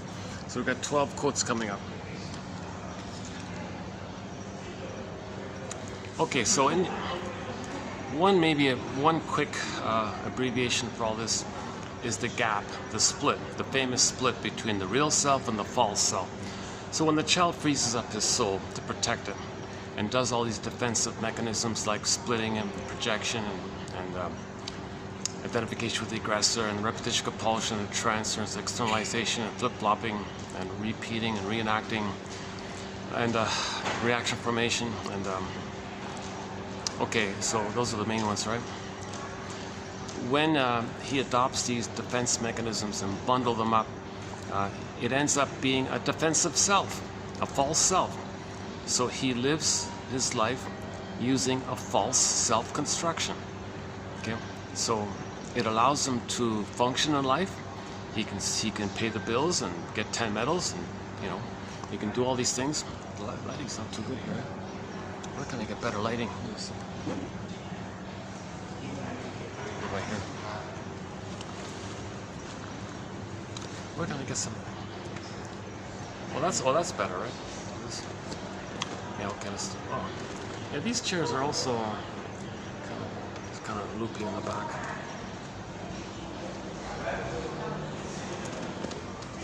Jeez, I must have twisted something. Oh my goodness, sorry.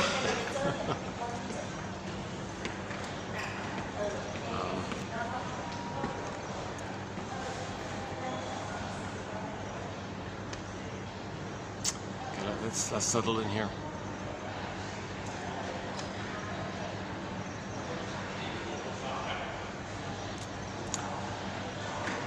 False self, false self, real self. So the real self is frozen. We develop a false self to deal with the external world, to live and survive and all that. But we're missing something. There's a pain to live your life without connection to your inner home and your golden ball.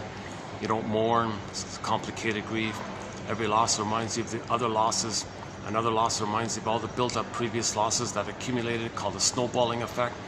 Then you become micromanaging because you don't want to be disappointed, because that could be considered as a loss that would trigger up the snowball of pain. And I got the kindling effect and the snowballing effect, and the person becomes a curmudgeon late in life, not an elder, not warm, not generative, just a stingy, grumpy character and all this, because you can have more losses. So although he can function in life and get 10 medals and all this, he could become a curmudgeon. Okay, we live to the extent that we feel. We really live to the extent that we're at home. So we're looking for this at-homeness feeling, and the golden ball is there, the radiance like that, the embodiment like that. But back to the stray cat.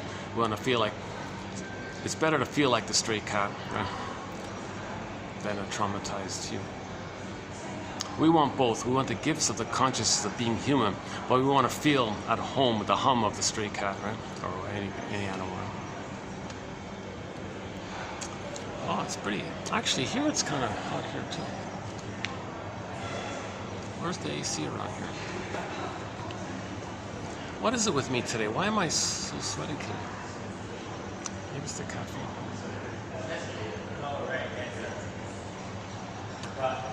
Maybe they changed the coffee. Maybe it's too strong or something. Okay, don't know.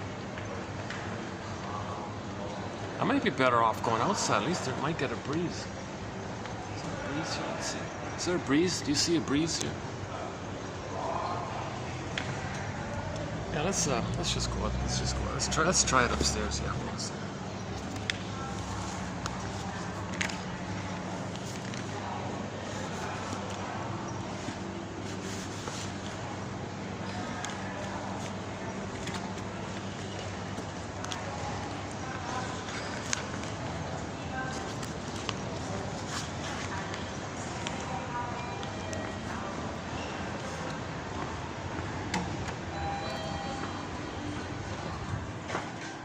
Lift กำลังขึ้นค่ะ Going up ประตูลิฟต์กำลังปิดค่ะ Door closing.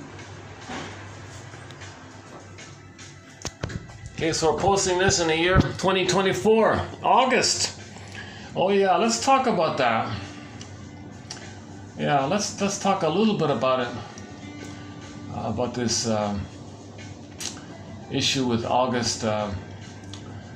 The scriptwriters, ชั้น6ค่ะ for a TV show referenced August 2024, and maybe we can follow up on it.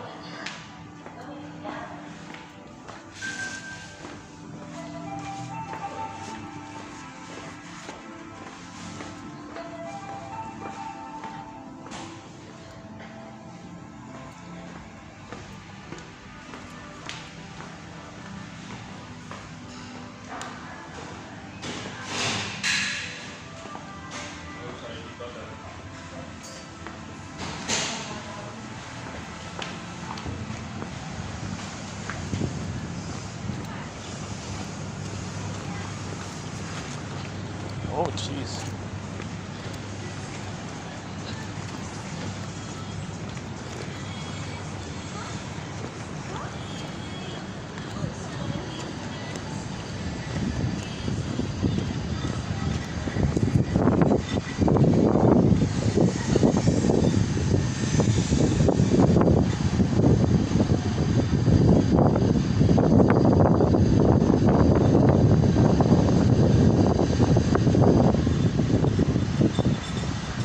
Oh, they took my chairs away. Oh, all right. Oh no, still there, still there. Oh, good, good, okay.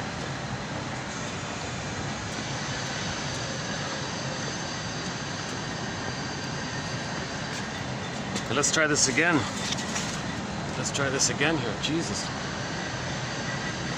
I wish I could edit out. I wish I could edit out all my little, these little kind of comments on my end in this area, and just stick on the quotes like that.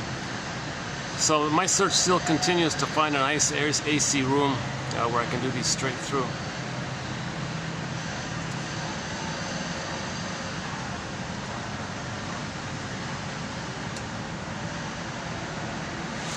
Jeez, yeah. Where's the breeze, huh?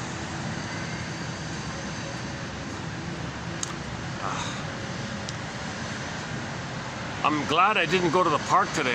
I wouldn't be able to do it. Let's just try this for a bit. So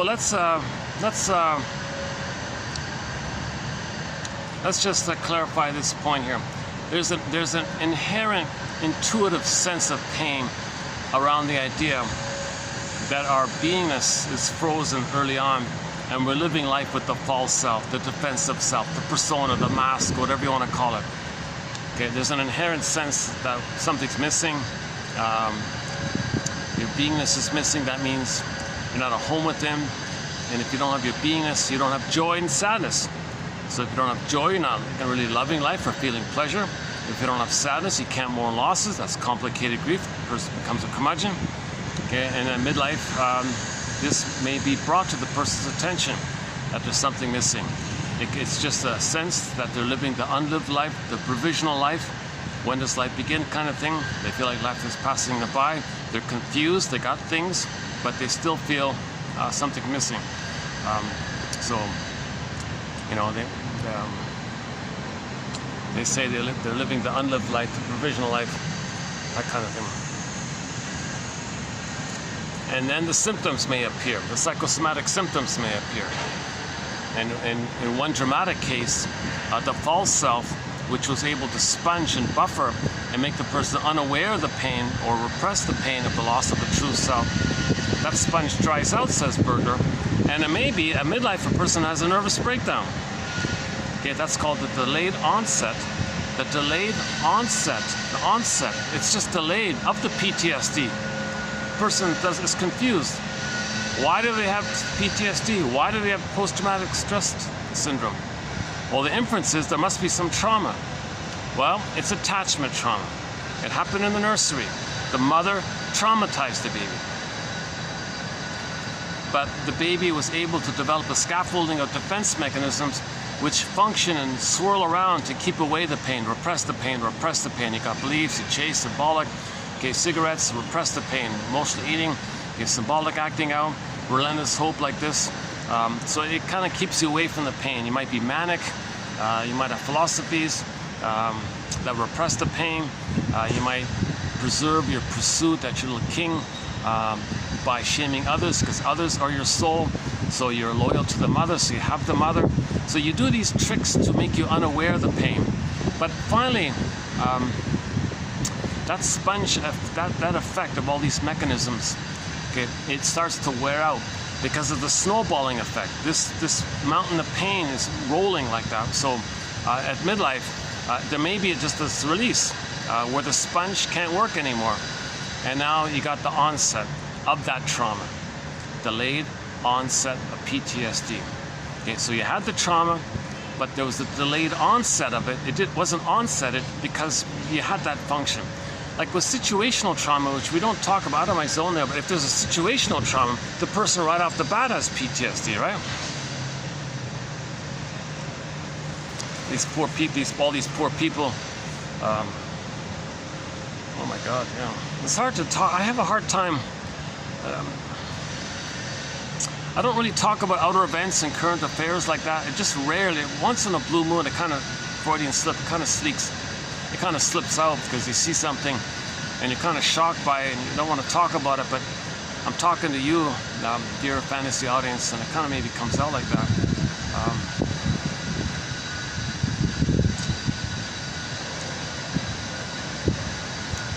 So there's a as I speak, there's a current aggressive pillaging taking place, and so that's a whole topic, yeah. And the reason in the elevator I said August 2024, because there was an episode in Star Trek's Deep Space Nine. The script writers, I noticed the script writers writing in 1995, creating an episode for Deep Space Nine entitled Past Tense or something. In 1995, they made an episode that in August of 2024, which is now, that they predicted there'd be this final realization that we're homotraumacus and we can heal ourselves and be a family again and help each other to heal because we're all the same homotraumacus family. There'd be this realization, and then we start being a little nicer to each other like that. That's what they kind of predicted in that episode. So the episode was like a timeline thing. People in the future came back to that time, and they saw that moment when people, quote unquote, woke up, upwising. They wised up, right? Upwising. Okay, this moment of it's like it's like when a person realizes they're doing something dysfunctional and they want to do something better. So it was kind of like that, right? So in the episode, the Star Trek people from the far future, they went back to 2024 from the future, from whatever, 3,000, whatever, 4,000, year 4,000, I don't know, they went back to the year 2000. And they noticed that was the time when that took place. Now, they accidentally went back by time travel mix-up kind of thing. They accidentally were there, and then they interfered with the timeline. They interfered with the events. So the guy that was going to head up this transitional moment, this key transitional moment, they interfered with it. And the guys freaked out. They said, wait a minute, if we disturb this event in the past, we won't be there in the future. We'll mess the whole timeline kind of thing. So we better fix this thing here to make sure the good thing that happened does happen. You mean we go back in the past and we remove the good thing that happened, then we won't be around. Then nothing will exist the way it was that we're used to. So they had to fix their mistake of accidentally interrupting the positive event from that perspective.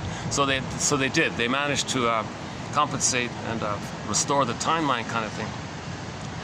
And the point was, I'm thinking, geez, really?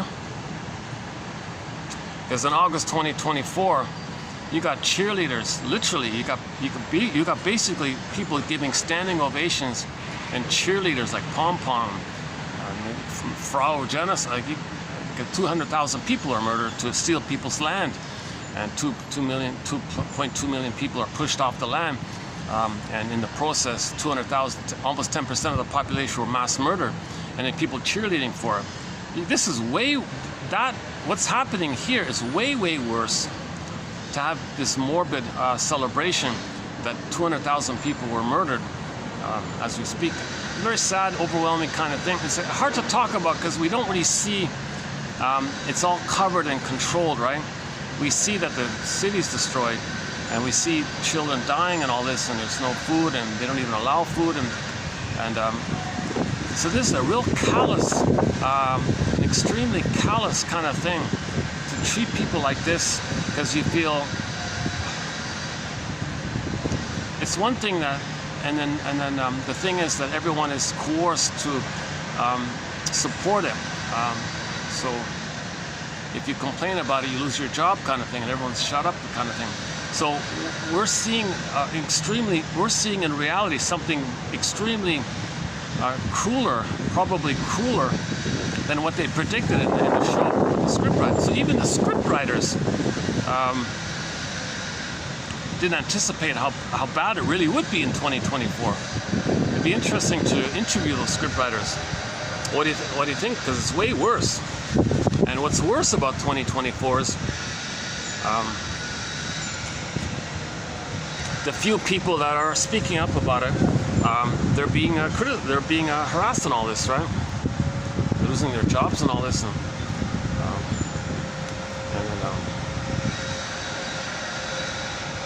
and there's deliberate, quote unquote, bragging about it, and So the source point of the plundering, okay, one theory around this is one person called it the shaded beige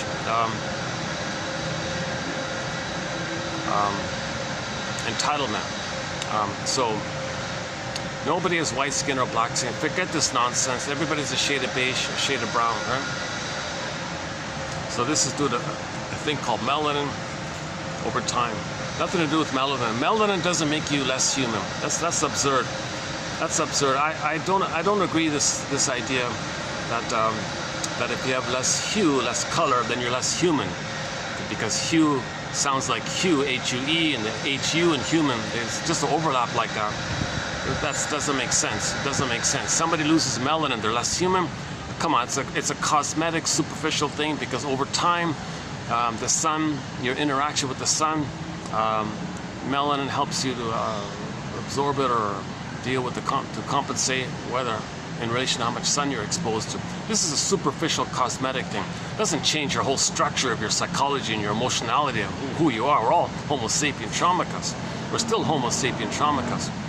The issue is, it seems to be that in places where there was less sun, hence loss of melanin,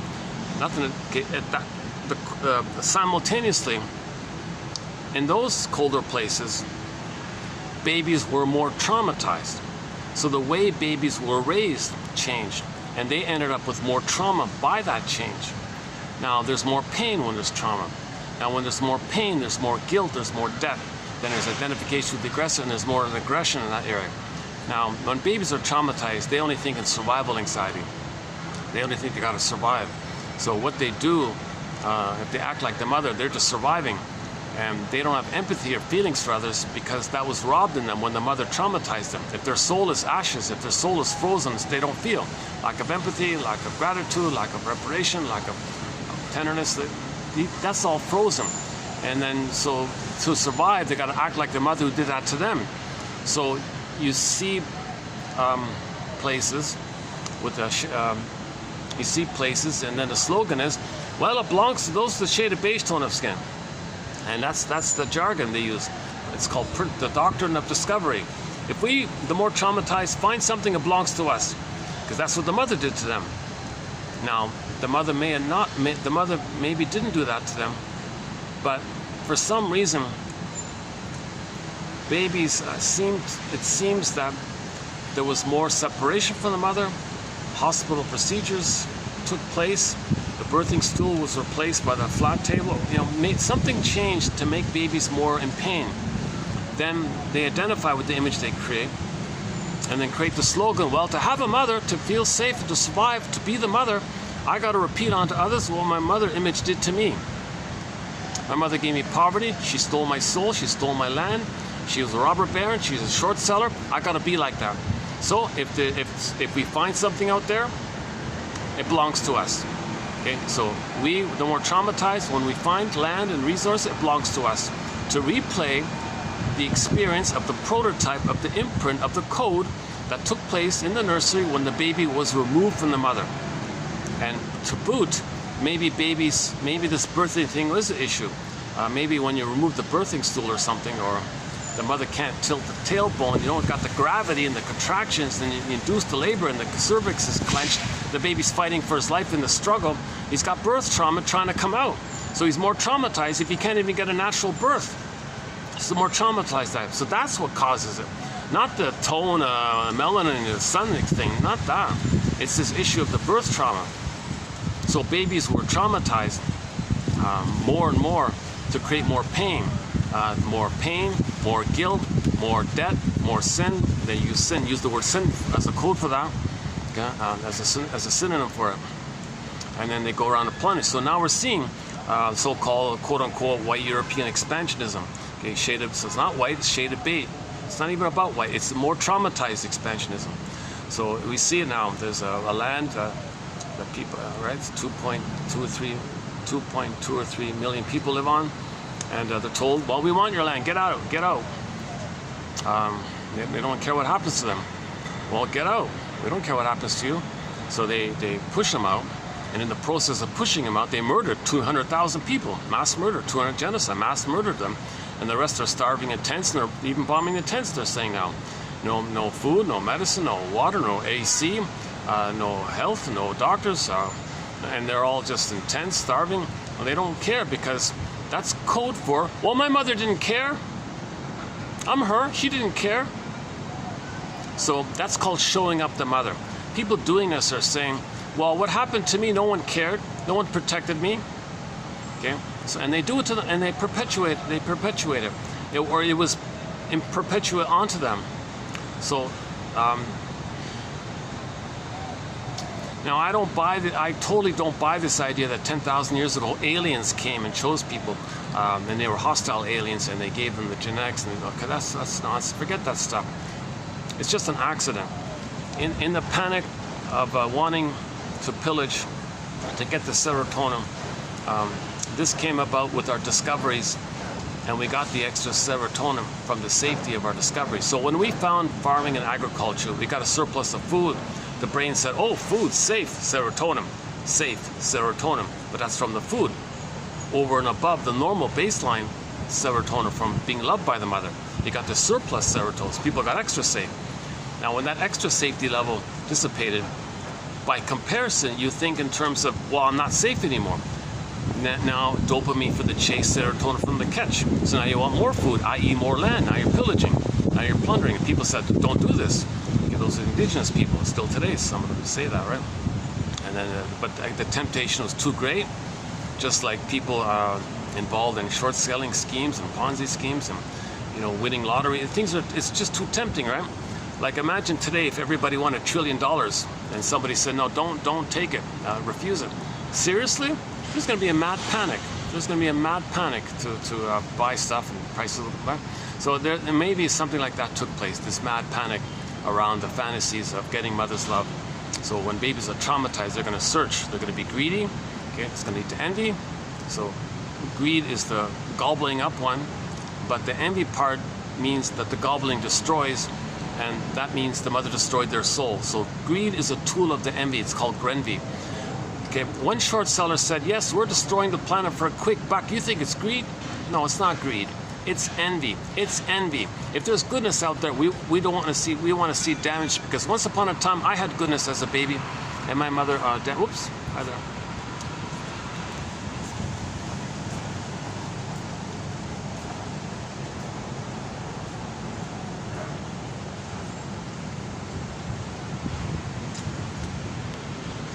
Oh, just some staff passing through. That's the staff side.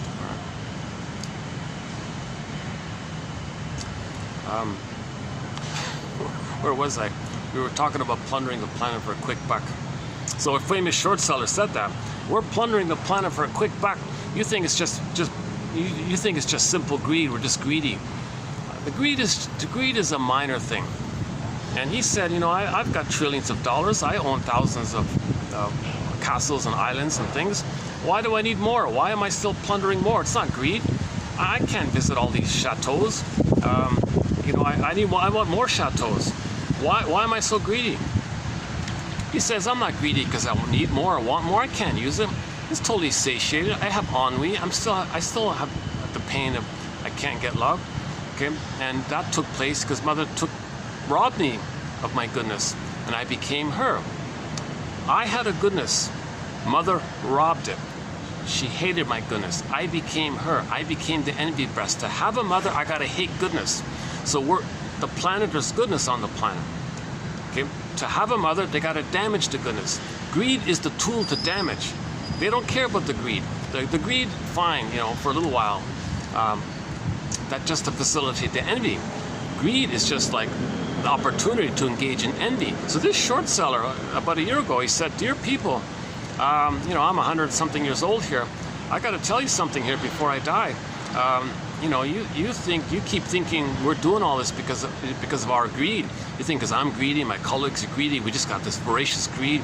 Yes, we do have this insatiable, infinite, timeless loop of wanting mother's love, didn't get it, wanting mother's love, didn't get it, wanting mother's love, didn't. So the baby's nursing, milk wasn't there, nursing, milk wasn't this, agreed, and you get this infinite loop, and then you get addicted to it because the pain, you get the pain, connects to the mother, gets you the serotonin, the pain, serotonin, and that the only way to get serotonin is to get the pain. To get the pain, you got to be disappointed, but to get disappointed, you got to chase for material, then you get disappointed, pain to get the serotonin. The bliss of the mother did that.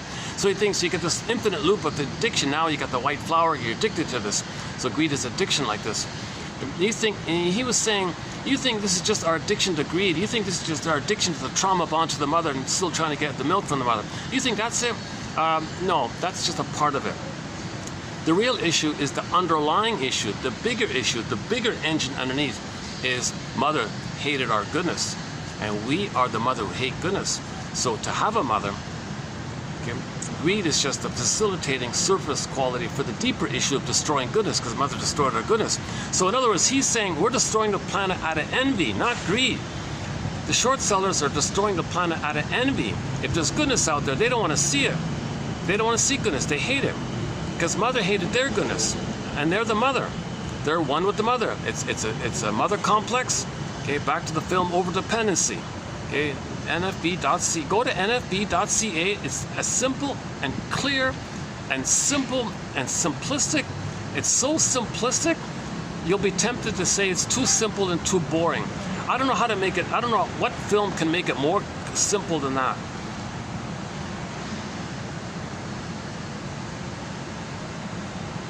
Any kind of sitcom where there's some kind of aggressive, demanding mother, guilt-tripping mother, shaming mother, verbally abusive mother, shouting at the kid and all that, and the kid is tied to her and loyal to her, and he can never connect with a woman because he thinks he's betraying the mother, and then the mother wants the son to, so he may be in the LGBT area because the mother feels, well, I'm your only mother for you. You can't have any other one. I'm only, so she dominates. Any sitcom in that area, that sitcom Arrested Development might be an example of that. There's a sitcom Arrested Development. That aggressive mother was kind of a good example like that.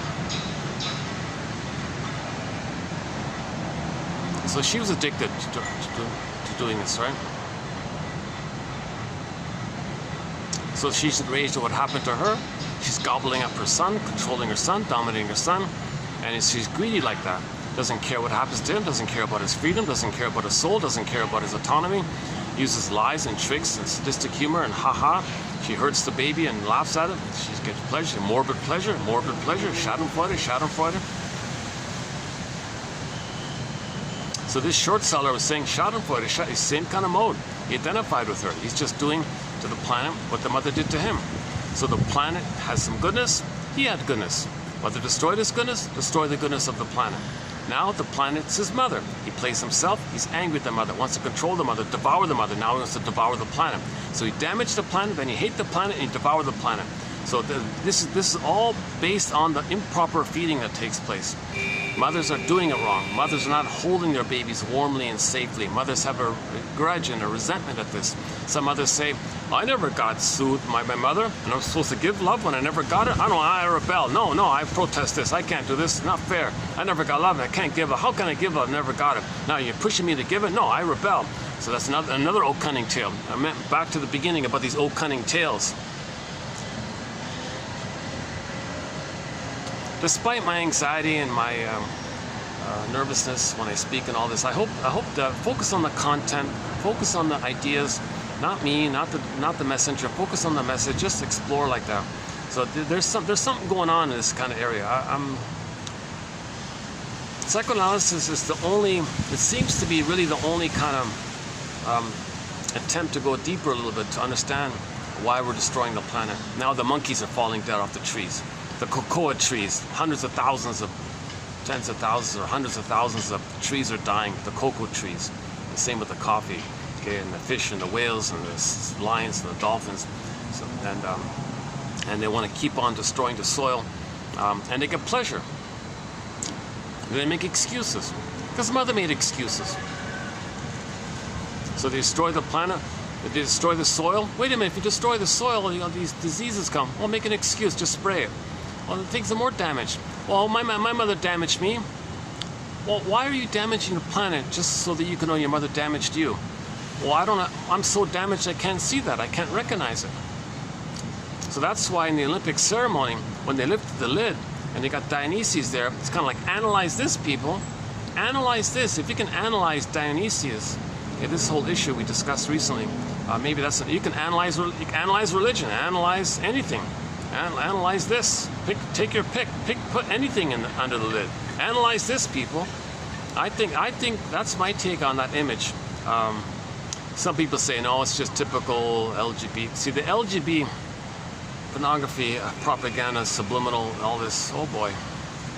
That's part of the plunder and pillage. Because if everyone, okay, that's the whole topic. If everyone is induced into the impression that they're one with the mother, there's going to be anger like that. So that anger means you're going to pillage the plunder out of the anger. So if you're angry at the planet, because the planet's the mother, Mother Earth, mother. You hate your mother, you hate planet Mother Earth. So that promotes hating the Mother Earth, then you pillage and plunder. Now the people behind the scenes pull the strings in this area, and they have envy against the people. So the people of goodness will see them damaged, so they remove the source of envious feelings, so they're not triggered. And then that keeps them loyal to the mother. This whole topic. Okay, this is a huge topic. Again, 2725, part 3 of 3. It's a 7.5-hour video. It's an emotionally draining topic. I feel it already a little bit. It takes me 7.5 hours to run through the list. We talk about pollution, breaking the ecology, okay, things like that. That film, Insecurity, a little indie film, written as 2 words. What line of work are you in? He's in the line of security. That film. Talk about that. How the fill in the blank creates SH, fill in the blank, fill in the blank, fill in the blank, fill in the blank, LE countries. I mentioned that one because there's a new book that just came out about the Canada edition of that. People think Canada just holds the bully, quote unquote, holds the bully coat. I remember when I was young, I'd go into the bookstore and there's like a huge display there. Oh, holding the bully's coat. And the subtitle was Canada's contribution to Canada's foreign policy or something, holding the bully's coat. So it was meant to be like a propaganda. That's all we do. We're not so bad. All we do is hold the bully's coat. We don't do the hurtful things. We just hold their coat for them. Are we holding your coat correctly? Do you want me to hold your coat this way? We're harmless like that. We're just weak little children pleasing the bully's coat. And this new book says, oh no, they debunked that. No way. Canada props up Idi Amin's and who creates genocide. Okay, the Colombian guy, genocide. The Ecuador guy creates genocide. Okay, Canada covertly gives intel and guns to these people, and to squelch the people who want the resources for their own people. No, it's ours. So you hire a mean dude and give him everything and say, and then reward him and pay him. So he works for you basically. So Canada hires these people, and they work for. So Canada's active in the pillage and the plunder, according to this book. Just came out. Somebody filmed the authors giving a talk at a public library, doing the rounds. So luckily someone filmed it, kind of thing. There's an audio recording of it. The co-author is the same guy who wrote the book called the UGL fill in the blank, Canadian, that one. So he also discusses this kind of area, but it's updated, and that book talks about the top 20 ways, of top 20 examples of how Canada pillages and plunders. And on the website it says, well, we're promoting, call it fill in the blank, Bruce Coburn's famous song, call it, okay, fill in the blank, Bruce Coburn, the folk singer. Meaning, when the people behind it vote amongst themselves, should we plunder this country first or that country first? A show of hands, please. Okay, we got more hands, say plunder A, and then we'll plunder B. So democracy. So you took a vote like that. So you're promoting, preserving this quote-unquote, call it, fill in the blank. Then on the website it says, oh, that country we're plundering, you see, they want to work with us because we promote DEMOC, okay, fill in the blank. That's the cynicism of it. That's the sarcasm of it. That's the krivda of it all. That's the twisting of it all. Why? Because why do people go along with it? Because again, the source point. The baby, drum roll please, the baby must believe that the mother's good, even though the mother's hurting him. So nobody questions it. Just like the baby couldn't question how his mother's hurting him. So it's very brave for a person in midlife to admit that the mother hurt them. That's why there's an attack on psychoanalysis, because people are aware of this, then if people know what's going on inwardly and they get their feelings, they know what's going on outwardly. Plus, if people have their feelings, they'll be nice to others. How do you plunder if you have your feelings? So don't let people have feelings they can plunder. So now you see a plundering around taking place where some prime real estate is being taken. And they even said, oh yeah, we already have plans to build summer cottage homes for wealthy Europeans who want to have an extra summer cottage home. So they murdered 200,000 people to force out 2 million people away, and a lot of them will suffer and live miserable lives and massive PTSD and all. And people are celebrating, people are cheering it because there's resources there, and they're all excited like this. This is perverse stuff. So when you hurt others, you're reminded of how your mother hurt you, and you are that mother. And then you hate the ones you hurt because you hate your mother. You got a double pleasure. You got a perverse double pleasure. So the harm being inflicted on these innocent people, okay, that's the pleasure of you being the mother harming you, but you harm others, that's not you. But it is you, but you distract yourself from the pain, but you get the pleasure of being the mother. Double pleasure. The ones you just hurt, you now see as your mother, and you express your anger at your mother. The double pleasure, it's double perversion like this. So now you got people all excited and cheerleading, parades, and my goodness, it's kind of nauseating. So that episode in Star Trek's Deep Space Nine, Season 3, whatever it's called, past tense, saying that, predicting that in August 2024, at the time of posting, all you see is just some, ghetto. You see some ghetto like this, and people are disgusted by this ghetto and poverty, homelessness ghetto like this. People think, we got to change here. We hit rock bottom here. We got to change. Well, it is now August 2024, and it's a gajillion times worse than just some poverty ghetto like that. In Vancouver East End, you want to call it. Basically, it looks like Vancouver East End or something. It's 200,000 times worse than that, and it is. So we're way more traumatized than those scriptwriters predicted. Those scriptwriters are a little optimistic, or maybe they wanted to instill optimism, or maybe they wanted to spread optimism. That's not that bad. They didn't face the truth, but if you show the truth, I mean, sometimes you create it, and so you don't want. It's difficult. It's very difficult for science fiction writers to,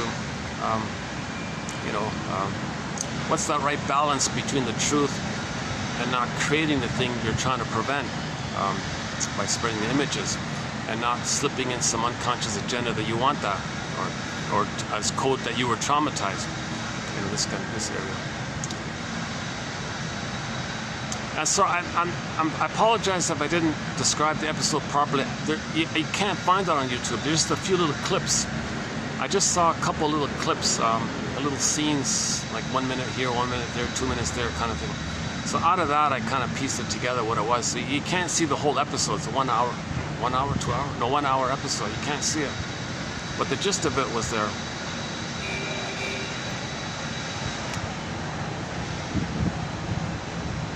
So Cisco was giving a speech. Yeah, in the clip, Cisco was saying, no, this is a very important time in our history here. And on this day, this is when human consciousness shifted for the good. And we can't interrupt this. We can't interrupt this. But they did, and then they fixed it. So, okay, everything's okay like that. But in the reality, August 2024, it's way worse than just some ghetto thing they were talking about.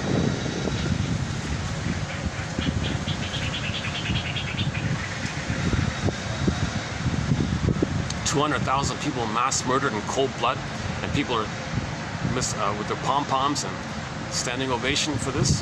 And holy crap, I can't bear it. It's maybe, one quote we have, one guy said about propaganda, if something's a little bit bad, you can speak up about it. But if something's over the top, everyone's just passive. So that's code for when something's overwhelming, you're helpless and voiceless. So that's how we felt as babies. We felt passive and helpless when the overwhelming mother did that. So when something overwhelming takes place like that, that's designed to keep you passive and helpless, because that's a replay of how we felt. So we got to stop this nonsense. We got to be aware. We got to make ourselves aware that, drum roll please, paging every medical doctor on the planet, babies are human beings.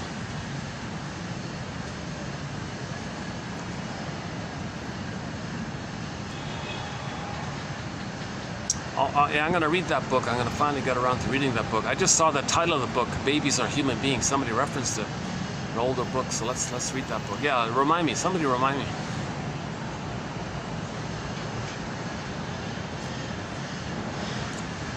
How are we doing? Yeah, it's getting a little cooler, getting a little cooler here. Okay, what is it? What time is it?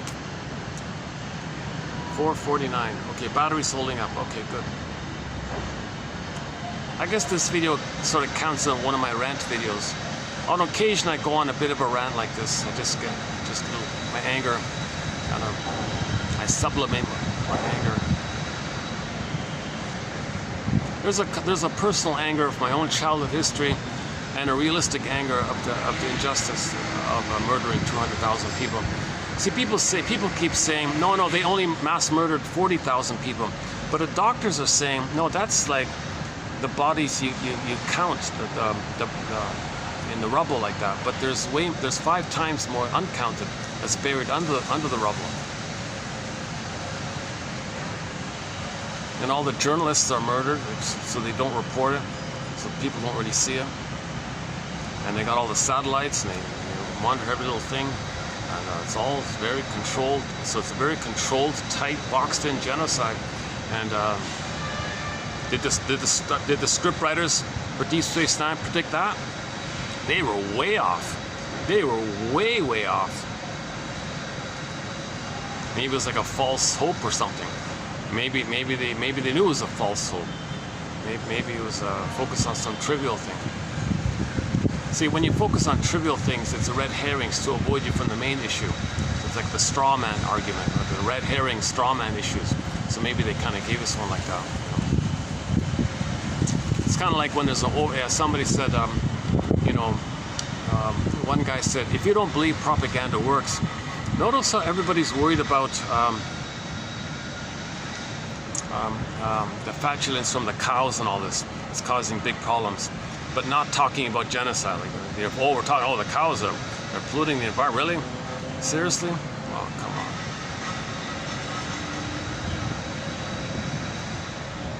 on.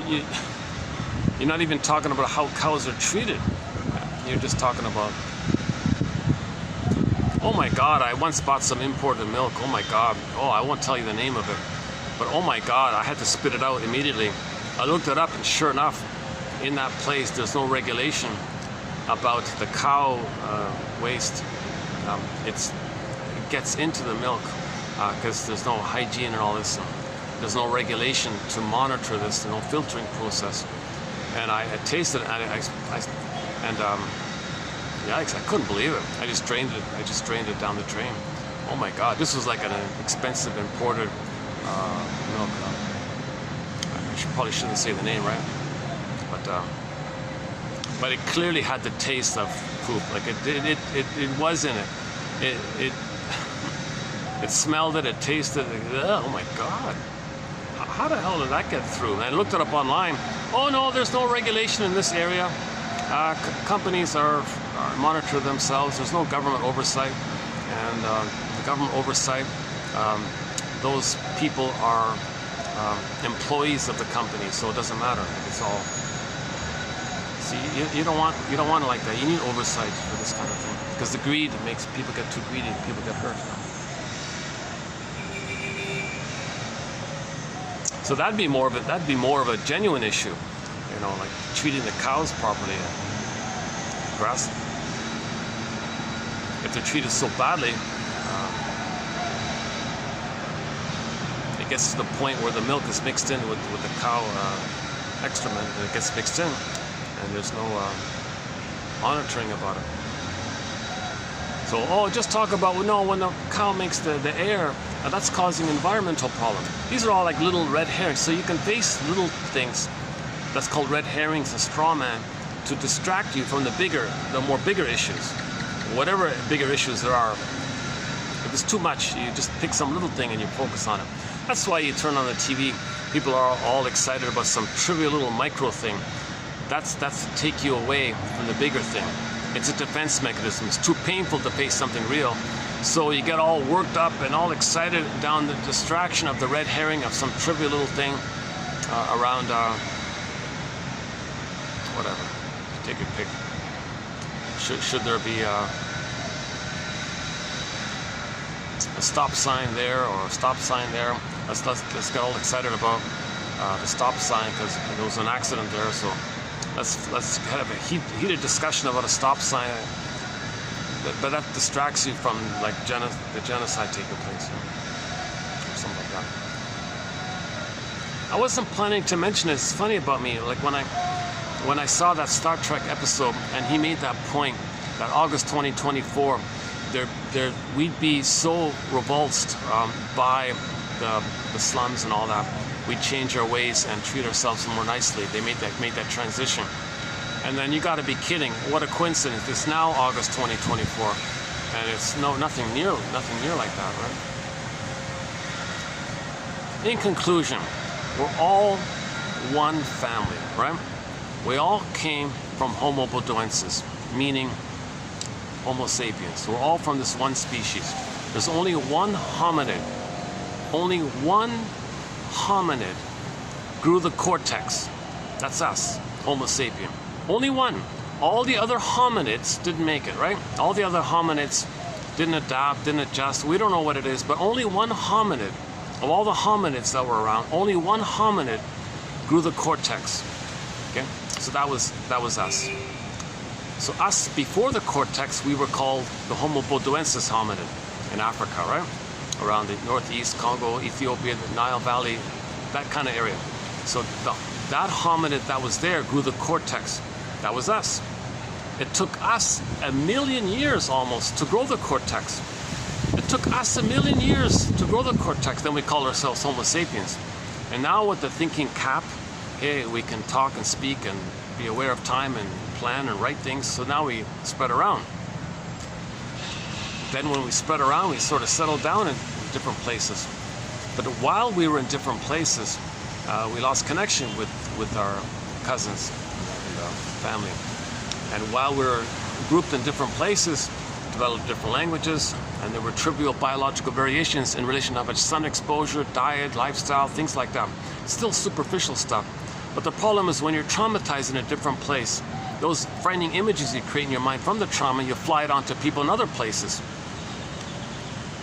That's the problem. That's why we're confused.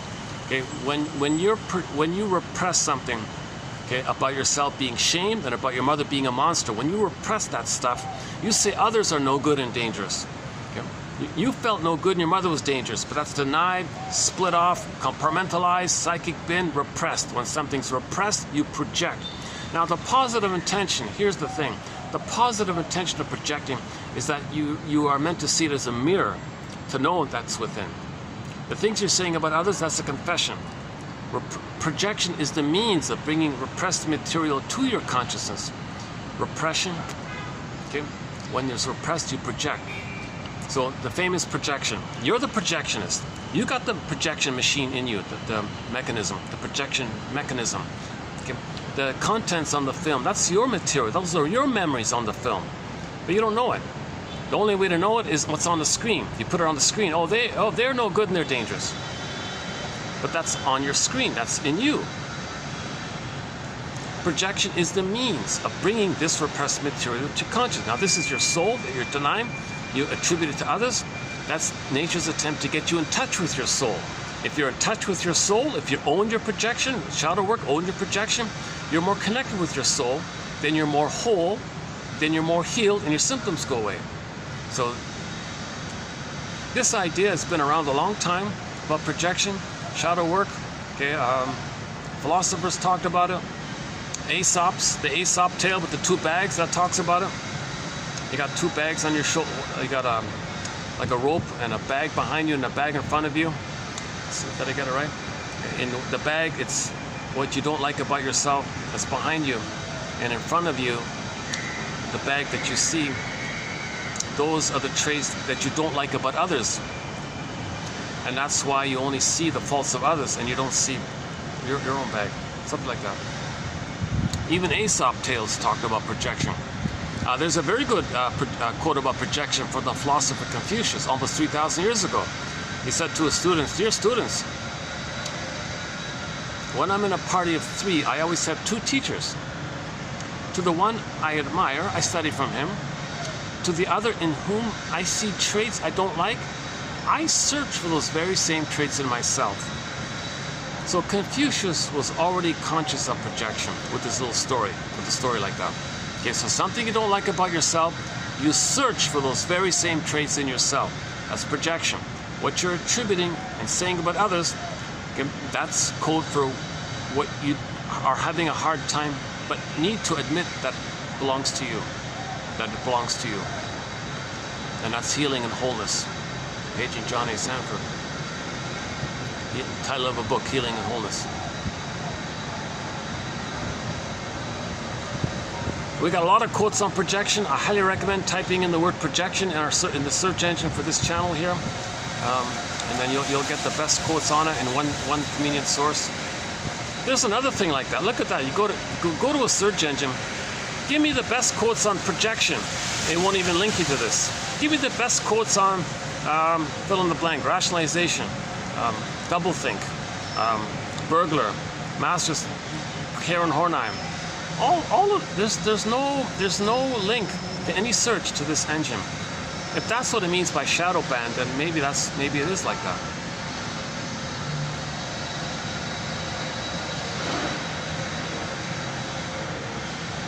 So that's the resistance. That's the resistance to healing.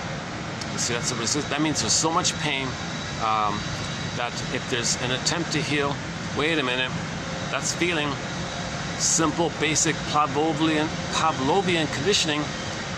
If having feelings means pain, then I don't want the pain, I don't want the feelings. So don't teach me about feelings or how I lost my feelings. That'll bring up feelings, that brings up the pain. So we don't want babies to experience so much pain like that. If you remove the baby, that's a lot of pain. Put them on a scale and weigh them, a lot of pain. Okay, and quadruple the pain. 100, 200, 100,000, 200,000 times, a million times, I don't know. Never mind the number, but I don't know how much more pain. I don't know how much more pain the baby can tolerate if you take the baby, put him in another room, and then they say the baby is put in a straitjacket, and he's strapped down on a torture board, and then they say, in the name of pillage and plunder, we're going to calcify you and make you under so much pain because we want to put an image in your mind of a guy with the horns that you're going to worship. And you're going to act like that, and your slogan will be, my greed or your greed. If I don't plunder and pillage, the image that's now my mother is going to eat me. So I got to plunder to survive. In the name of, and we need this to pillage and plunder. In the name of the pillage and plunder, they traumatize the baby. The poor baby's in a spaced out trance, totally disassociated, extreme pain, image is burned in, okay, and then he's bleeding and stuff like the, Jesus Christ. It's unbelievable that people have this intuition to so severely traumatize people to make them like, back to Star Trek. I think, I don't know, but I think maybe that's the Star Trek, the thing about the Jeopardars. So in one Star Trek series, I forgot which one, they got the Jeopardars, right? And I remember the episode, he said, the Jeopardar guy said, you know, we were born traumatized for the sole purpose to pillage and plunder. Not to feel, not to be family or care, like we were, so, oh my God, wow. And the symbol for this was they didn't eat food. Okay, they were given a chemical, they had a intravenous chemical, and they called it white or something. I thought, you mean baby formula? Their intravenous baby formula? because they didn't get the milk? Are you saying the baby formula does this? It didn't get milk properly and all this? Or they're raised? There was some kind of link between the breastfeeding and the oral issue and the baby formula, the milk formula. I think there was some kind of link to this area. So science fiction is kind of sometimes the only way to talk about psychology and trauma is science fiction and sometimes humor. But science fiction is actually a lot of code for psychology, really.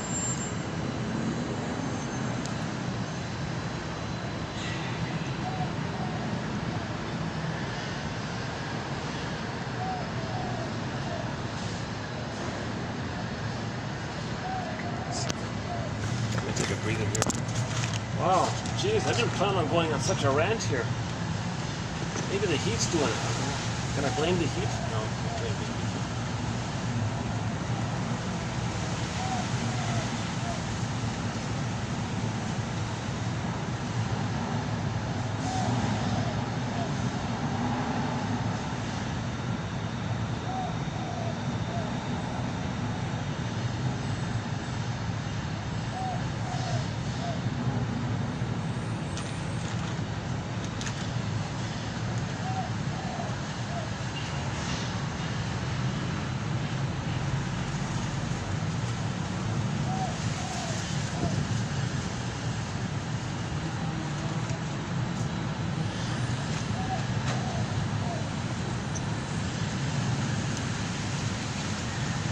I wish I could play some music. Go to Delhi, the cover of Carry On Wayward Son by Delhi, the young lady from Brazil.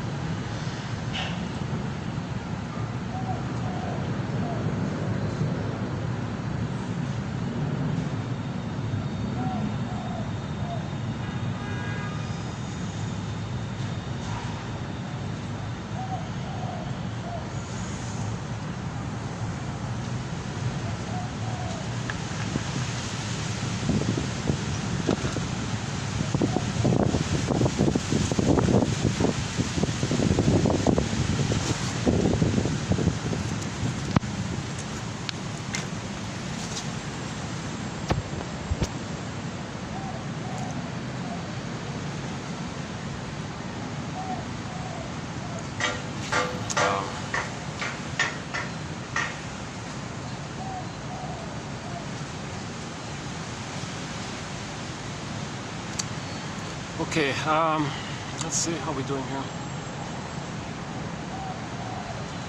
2:20. What's in here? 5:06. Okay, so I've got about an hour of light here. Okay, why don't we jump into today's quotes then? Okay, it's mainly on BPD. Okay, so we've got a thread on the BPD pattern. Christine Lawson's book Understanding Borderline Mothers is in there, and she provides some good information. A key point about the BPD dynamic is what James Grotstein calls the BPD amalgam. Okay, so when the baby's traumatized very early on, so we're talking about there's the higher functioning BPD where people hurt themselves, and the lower functioning BPD, it's kind of like the bully pattern where they hurt others. So the context will tell you if they're talking about the higher functioning BPD versus the lower functioning BPD. But the commonality or the backdrop of it all is they can't soothe their emotions. They're impulsive. They can't comfort their emotions, kind of linked like that. And their relationships are short-term, intense, and dramatic, roller coaster up and down, quick to start, quick to end, things like that. So erratic, short-term, dramatic relationships, quick, impulsive decisions, and a lack of an ability to soothe themselves because the mother never soothed them. Okay, so that's maybe the three. The cognitive ideas are all whacked. They can't think reasonably. Cognitive distortions. So there's a whole top. I won't review that kind of area, but But the Grotstein had a good point. So in a common feature for all of the stinger personality patterns, including the lower functioning BPD, okay, a common feature, so identification with the aggressor and taking refuge in the infantile megalomania, that in the uterus time they were a king on the throne, and their soul they project on others and reject it, and then hate them, and then they're going to be in survival anxiety. Joy, sadness are frozen, anger's at the console, and they're always in survival mode. Now, how does a person engage in survival slogans? So when a person has all these survival slogans, my greed, your greed.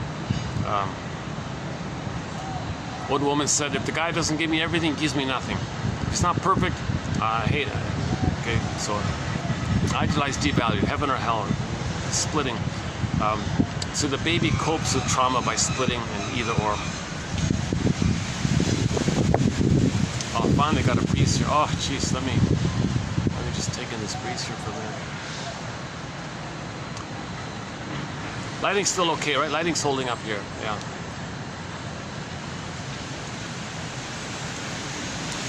Not the best background, but yeah, it's okay. But let's see. Is there any other? Oh, the breeze. Oh, jeez. Maybe I can change the background here. Actually, this is not bad here. This one here with the bamboo. I like the bamboo's nice. So yeah, this is not bad, right? Maybe I can bring the chair here. Yeah, let's bring the chair here. Hold on a second.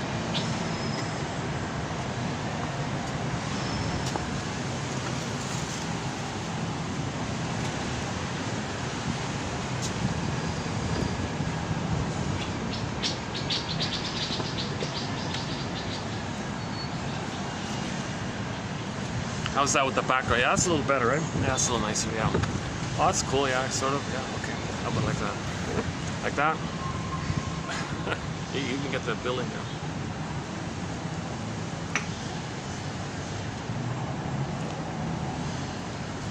Okay, the BPD amalgam.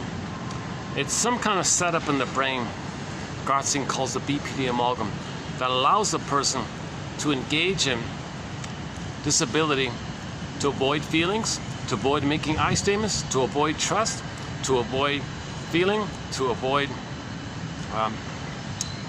free association, because they can't touch their feelings.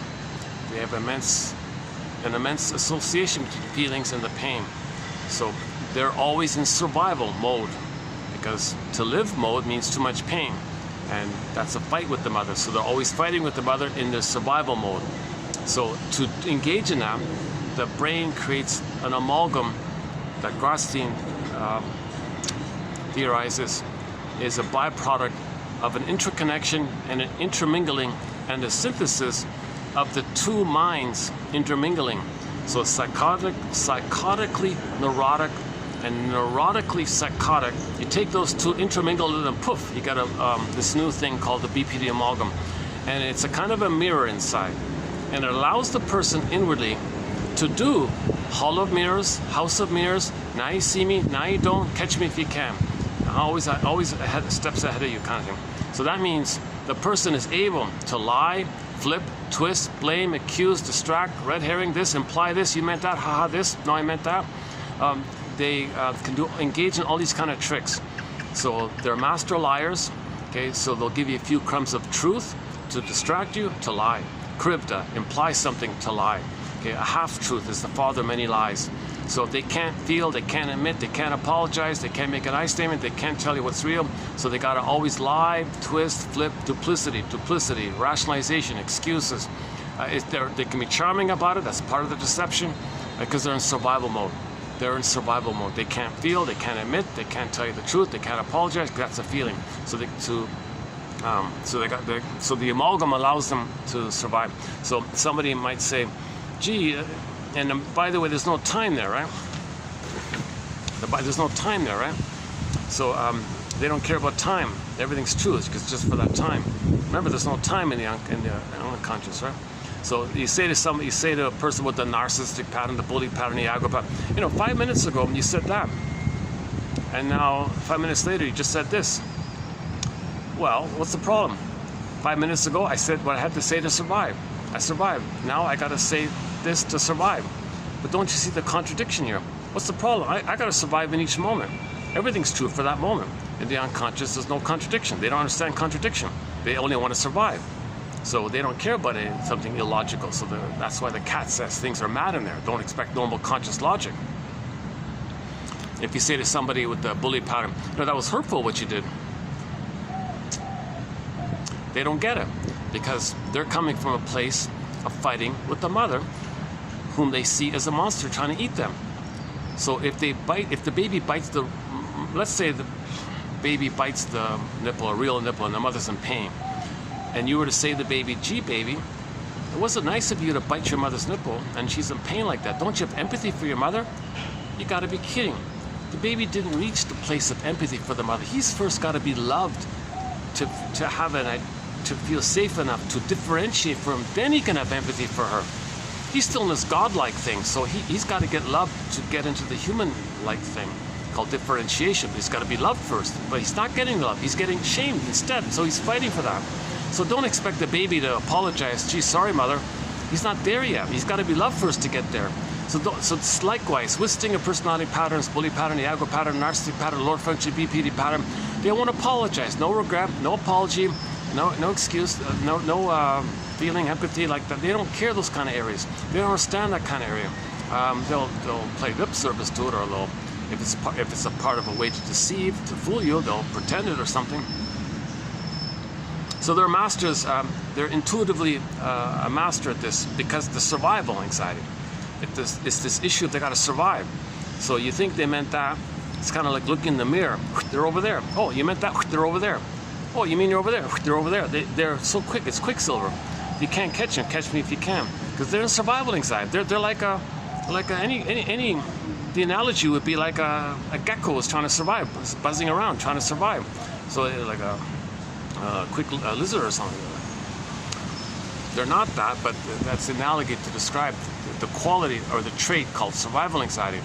So don't expect warmth and feelings, just like you don't expect warmth and feelings from a lizard or something, or from an iguana. Iguana just wants to survive. That's the part of the brain that just wants to survive. The amygdala, brainstem, spine, it just cares about survival. Okay? It's the feeling, the body, the heart, the embodiment, that's where the love and affection comes from. But that's all frozen, Snow White, frozen. They're back at the primitive brain. Okay? So the brain has three parts. Okay? The iguana brain, or the crocodile brain, okay, the puppy brain or the chimpanzee brain, and the neocortex. But the feeling one, the middle one, is all frozen. So you're operating from the survival, who co-opts the cortex to make excuses, to provide camouflage for the survival agenda. So those are the stinger personality patterns, i.e. those traumatized before 18 months. They have the BPD amalgam, including those of the BPD pattern. They have the BPD amalgam. Okay? So it's this uncanny, intuitive ability to anticipate, to hedge, to play, to... They like things to be vague, so they can flip it there. Oh, you meant that, I meant that. Oh, you meant that, ha, I meant that, ha. So they catch me if you can. I'm not gonna feel, I'm not gonna trust. I'm gonna blame you. So you said, that was hurtful. No, you're saying that, you're hurting me. So they turn it around. So they could be hurtful, and they'll bombastically imply that they're the victim. So they turn things around. One of the tricks someone said is, one of the confusing things, I think I noticed this once. Someone will pretend that they said what you said. That confuses people. And then they'll pretend that you said what they said. Everyone's confused. That's how they survive. They confuse you. So that's one of the strategies to survive, is confuse people. They'll be passive, helpless, don't know. Because when they were a baby, they had that. The baby was confused. Make them confused. So they act like the aggressor. Okay, so that's why when you meet somebody with the BPD personality pattern, that's why they're always lying and duplicitous and don't care about the contradiction. That 5 minutes ago they said A, and then 5 minutes ago they said not A, and they don't see the contradiction because there's no time. They're only dealing with the emotionality of the moment. They don't care about the past, so they don't really care. Like they make superficially, oh, whatever, I don't know, I don't feel it. They don't feel it. They might not even. So one of the tricks is they'll pretend not to remember. They'll pretend to forget, or they may actually actually forget. If there is a lot of pain, they'll just forget it. I don't remember that. 5 minutes ago I said that? No, I didn't. You said that. I don't remember that. Oh, you said it. I wish I taped it to show you. You know, so they know you're not going to tape them, so.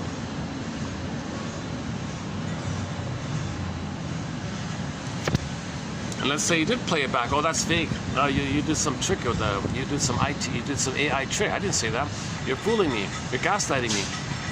So they'll turn it around, right? They're gaslighting. No, you're gaslighting me. So they're just a survival. They can, okay, that's the BPD amalgam. That's just one of the points. Go to the BPD section. We did 12 videos on the BPD pattern back in March. I think it was March of this year. Look up Lawson, Christine Lawson. You'll find in that area those quotes. So on the topic of the BPD, let's get into today's quotes here by. Okay, BPD, borderline personality pattern. Okay, is commonly associated with emotional dysregulation. They can't soothe themselves, so they might be impulsive to buy, you know. Interpersonal sensitivity. Okay, so the nickname of this, they're very thin-skinned. Okay, interpersonal sensitivities. Therefore, the relationships are very chaotic, roller coastery, marked by dependency and anger. Lots of cognitive symptoms. They can't think, catastrophizing thinking. They can't think like an adult or something. So, in other words, clients of BPD make shrinks sweat, he said. There's a lot of work. So traditionally, no therapists don't want to deal with those of the BPD pattern because everything they say is used against them. They don't want to cooperate because to cooperate means to trust. They don't want to trust. They can't trust, so they can't cooperate. So, and those of the BPD are sensitive to the shrink's vulnerabilities, and they pour salt on their wounds. So the shrink, oh boy, you know, I'm not perfect here. But they're demanding something perfect, but humans aren't perfect, but the baby needed something perfect. So they can't trust anybody in a reasonable kind of way. So this phrase, the BPD phrase, came about, was coined by a guy named Stern back in the 30s. No one thinks anymore, as did Stern, that this form of pathology lies on the border between neurosis and psychosis. Okay, so they're not necessarily on the verge of psychotic breaks and all that. They're not psychotic. They're not on the borderline between being in the hospital, schizophrenic, and normal functioning. They're not on that kind of line. So it's confusing like that. But nobody knew what to call this. What do we call this combo? What do we call this 3-in-1 combo, this 4-in-1 combo of can't soothe their feelings, impulsive, erratic relationships? Don't know. Okay. What do we call this combo? So Mr. Stern came up with, I don't know, it's kind of crazy. It's a wastebasket term, borderline. I don't know, he just came up with something. And no one since that time has found a better term. Since the 30s, no one has identified a better term. It's a faulty term, but no one can find a better one. That's the huge joke about this. The term borderline fails to describe the most salient features of the syndrome: unstable mood, impulsivity, unstable relationships, etc. This vagueness has contributed to the tendency for BPD either to be seen as something else or to be simply ignored by placing it in the access to ghetto. So the famous book there, you got the access 1, but the access 2 is about personality issues, to prompt people to talk about personality patterns. And in the personality ghetto, at the end of it, what we don't know, it's too much to deal with, just call it borderline. It's like the ghetto, and everyone ignores it. Like the episode, the Star Trek episode, the poverty, the slum area, everyone ignored it. All that. We don't understand the mechanisms behind BPD. Renaming it could be premature, and the suggestions for a replacement would run into most of the same problems. So even if you find a new term, you're back to where you were at the beginning. We may come up with a better answer in the future,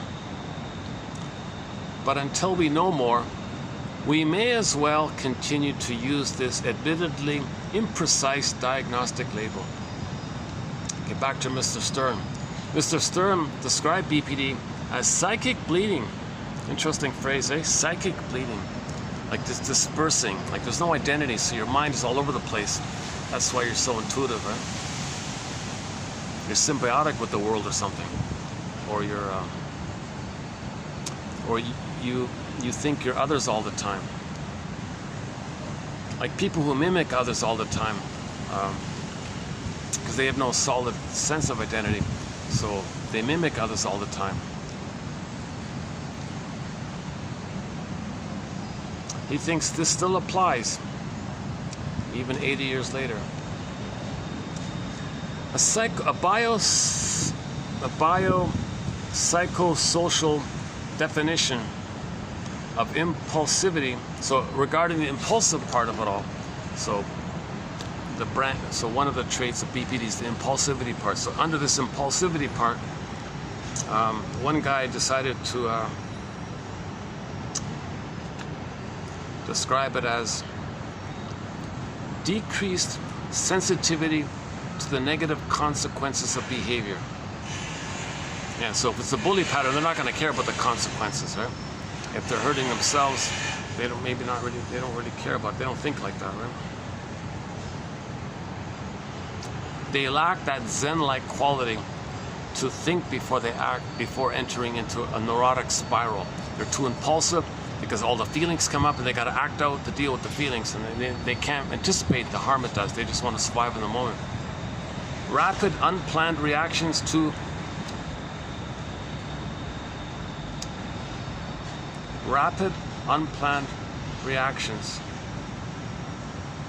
before complete processing of information. Rapid unplanned reactions to before complete processing of information. So they don't process it first, they just unplanned reaction. Lack of regard for long-term consequences. There are other terms in this kind of area. Disinhibition, okay? Low effortful constraint. It's low, they can. That's not a good one. Low conscientiousness. They're not conscientious about you. Lack of empathy, you don't care. Externalizing behaviors, etc. Okay, regarding the interpersonal sensitivity part, i.e. a temperamental tendency to respond strongly to a real or imagined rejection, i.e. this is in pop culture, the thin skin. So two guys have suggested that interpersonal sensitivity could be related to abnormalities in neuropeptides such as oxytocin. Since oxytocin levels have been found to be related to love and attachment, this hypothesis makes intuitive sense. So this interpersonal issue is because the baby got too much stress and not enough oxytocin. So if they're connecting with somebody and that's supposed to feel safe, and then you get oxytocin, I mean they're connecting, but that triggers the pain, then they react. So there's an immense push-pull dynamic. They want to get close, but the moment they do, there's an immense aggression and pull back. But while they pull back, they want to draw forward. So there's this very push-pull dynamic, roller coaster dynamic. They want, but when they get it, they reject it. When they reject it, they want at the same time, then they reject. So they're always wanting and rejecting simultaneously like this. Something about the oxytocin, etc. And we'll follow up on that one. Intimacy can be difficult for everyone. However, if people respond with intense emotion to every conflict, and if they act out impulsively when problems arise, their relationships are bound to be unstable. Just thinking about that. If clients of BPD, okay, let's start over here. Hold on a second. Intimacy can be difficult for everyone. However, if people respond with intense emotion to every conflict, and if they act out impulsively when problems arise, their relationships are bound to be unstable. Okay, fair enough. In clients with BPD, the way intimate relationships begin with intense emotion and impulsive jumping in reflects their impulsive traits. Similarly, these traits influence the way intimate relationships end. They end with impulsive breakups and rage. Emotional dysregulation, also known as affective instability. So you take this and the you take this plus the impulsivity. It's the interaction between these two that creates the BPD pattern. Those ingredients, mix it up, put it in the oven, and you created the BPD pattern. Impulsivity, emotional dysregulation. Again, emotional dysregulation. The baby needs the mother to soothe him. The baby can't soothe himself. If he's in pain, the mother rejects him. How does he soothe himself? Okay, he sucks his thumb. Okay, later he smokes to remind him of the thumb. Now that's a betrayal. That's a betrayal trauma. That's child abuse if he's got to use his thumb to soothe himself. That's not the mother. That's not a relationship with the mother. So he's trying to soothe himself as best as he can. So these smokers, one quote said maybe it reminds them of when they had to turn to their own thumb to stand in for the nipple, because the baby's looking for the mother, but the mother wasn't there. If the mother's not there, what does the baby do? He might use his thumb, and he damages his teeth. Says Laverne in the episode with Mork and the Fonz, those three. When the Mork character went into the fetal position, sucking his thumb, Laverne said, "Don't do that, you're going to damage your teeth."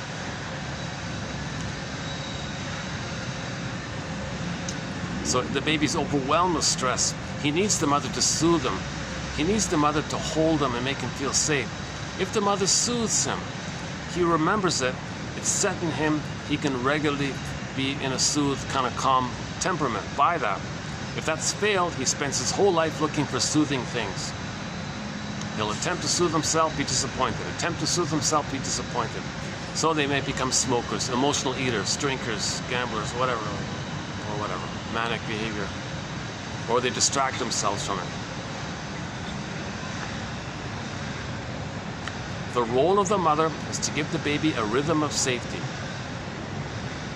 Paradise in uterus, laborious, gentle birth. If that didn't take place, compensate by reestablishing the paradise in what's called mother-infant dual unity for the first 4 to 5 months. Skin to skin, breastfeeding, and loving gaze. Cord stays, placenta stays. Again, the placenta and the cord can only be removed after the blood flow is exhausted, the cord turns white, the cord flattens out, then okay, he said. Better yet, just let it drop off on its own accord. Baby's brain is very malleable, so if there is trauma in the birth time, prenatal time, the mother can cure it because things are malleable like that. Yeah, I'm feeling a little kind of absent-minded today, tell you. Yeah, I'm feeling a little absent-minded today. I'm so absent-minded, I just have to repeat that.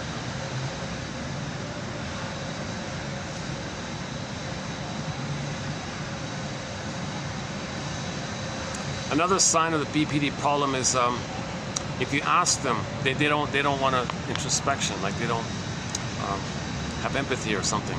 So if you ask them, why do you think your mother treated you that way? Or why do you think your parents behaved the way they did? And they get angry, they reject it. Okay, so that's a clue that they don't have that self-reflective quality, so-called reflective function, or the reflective capacity of the so-called theory of mind, or so-called empathy, or mentalizing capacity, or empathizing capacity, ability to have empathy. Oh yeah, coming up in the next video, there's one quote about empathy. She said, it's a variation of another quote, but her take on empathy was that if somebody's doing something you don't like, you gotta remind yourself that their pain and their trauma is behind it.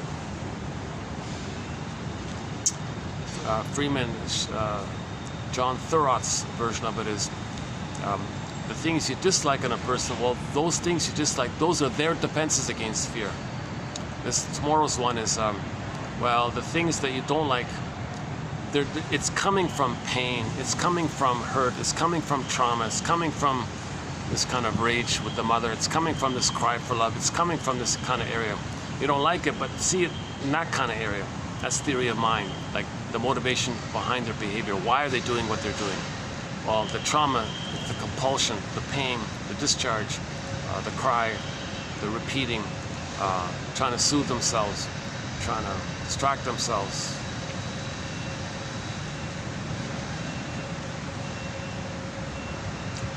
Okay, yesterday, go to yesterday, the first one here is a key one about projection and splitting. I spent a fair bit of time yesterday on this core point about projection and splitting. Yeah, can I refer you, if you want to continue this video, go to yesterday. I noticed, I played it back, I noticed it was very noisy for some strange reason. I don't know, the fan, the combination of the fan and the noises around. My goodness, I could hardly hear myself. It was a very noisy video. Hopefully it's better here today. Well, this is as good as I can get it in terms of noise, but I mean outdoors. But anyways, at that last video, if you can put up with the background noises, go to the last video, 2866, and you'll get an in-depth discussion on the first quote, a key quote here, a very good, important quote, a very key, important quote about the ubiquity of projection and splitting as underlying, contributing psychodynamics to prejudice. Prejudice being caused by projection and splitting. For discussion on that point, I spent almost an hour on it. It's an important point.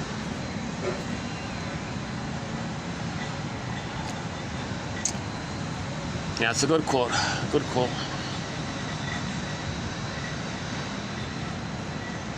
Oh, the last one is about ennui. Okay, let's leave it there. So one of our threads is ennui. So this was like a carryover, the last one there. So I won't bother with that one. Okay, we did it. Okay, your mission, should you choose to accept it, is to read these 10, 11, 12 quotes and pick one, write it down, do something with it, send it to yourself, make a note, use it as a prompt to free associate with. What does it remind me of? Why did I choose this?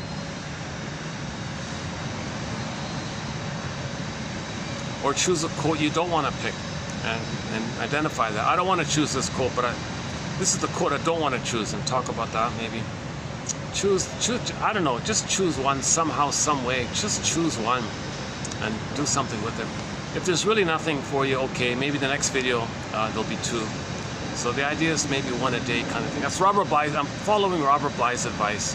Read psychoanalysis for 10 minutes a day. That's this here, 10 minutes a day, and that's good enough. It's gardening. It's not a super fast thing. It's slow gardening. We're gardening.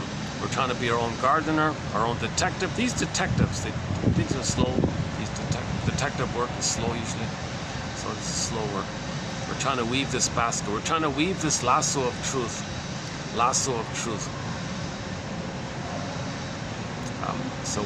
I'm reminded of that because Oma Wumi, pop singer from Nigeria, has a song called When the Boss Is Coming. And it's from her album entitled Lasso of Truth, in tribute to Wonder Woman, right?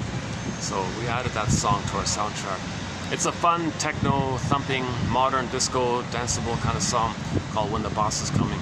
I can't quite make out all the lyrics. I couldn't find the lyrics, but I just put it in our soundtrack just for the fun, upbeat of it all.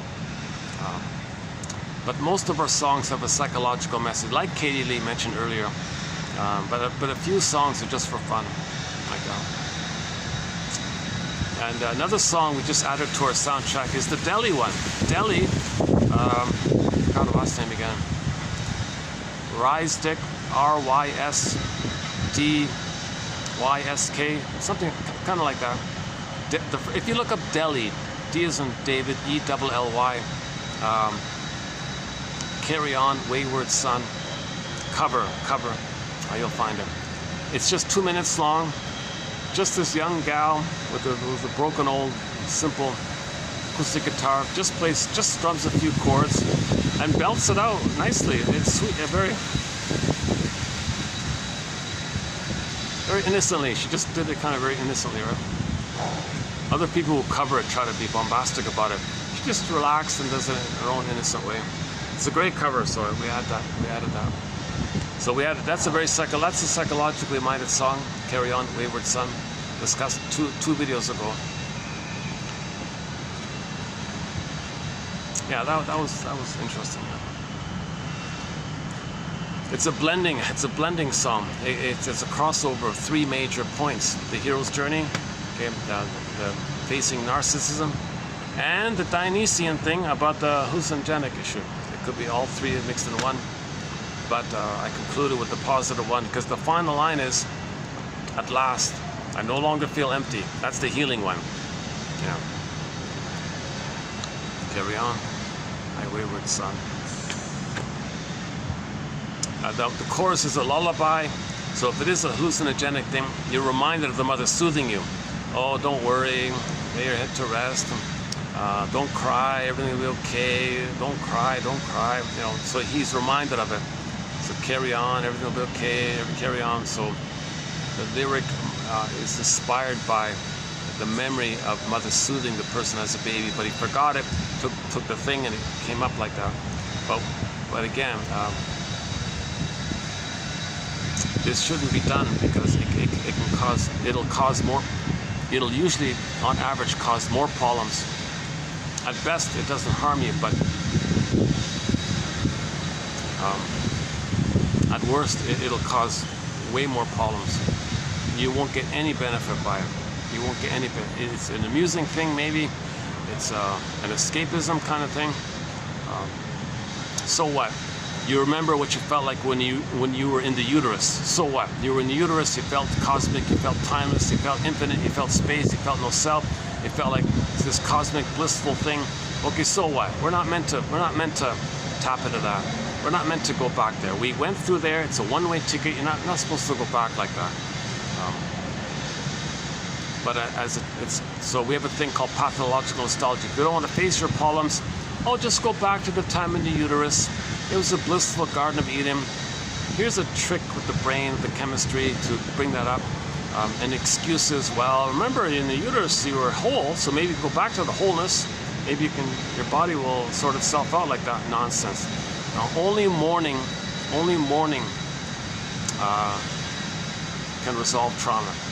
You can't go back on a time machine and change the past. That's nonsense. That argument is a fallacy. It causes a lot of problems. So, yeah, okay, let's not do that one again. I went on a bit of a rant. Yeah, I think that's another rant I went on 2 rants recently. Yeah, maybe once a month I go on a rant. Today was a bit of a rant, right? Where I just speak. I'm just gonna speak freely, kind of.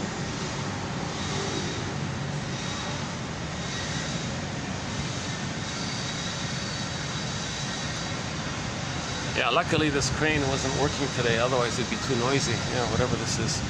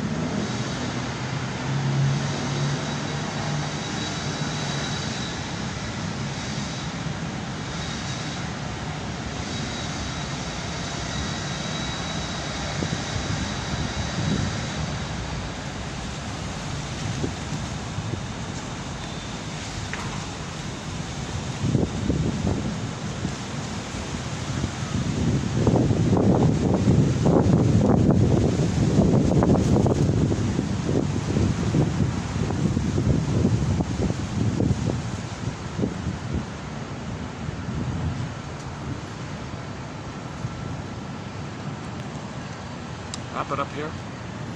Or any final thoughts here? Our most recently added joke, just a short one by Jay Berman. If you take pleasure in putting down psychotherapy, psychoanalysis, you're a Schadenfreudian, he said.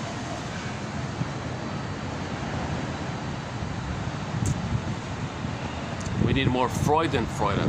That's the natural state of affairs. If I'm not mistaken, that's one of the tenets of Asian philosophy. That the normal condition is when others are happy, you're happy too. There's no envy or jealousy. It's the normal state of affairs. We're all one family, so if your family's happy, you're happy. We're all one family kind of thing. The problem is we forgot this because we went in, we settled in different places and became traumatized while we were in different places. And when you're traumatized, you project onto people in other places because the other reminds you of the mother, and you're angry at the mother. The other reminds you of the mother, so you hate the other because you hate the mother. Again, in the word mother, you put a dash between the M and O and the word mother. So people who hate, like the, oh yeah, the bunker, oh yeah. In the next video, we got a quote from that obnoxious cab driver, Mr. R.G. Bunker, right? So the quote was about how he was the equal opportunity racist or something, prejudice. It was about prejudice. What was it again? Okay, never mind. That's coming. I forgot it. So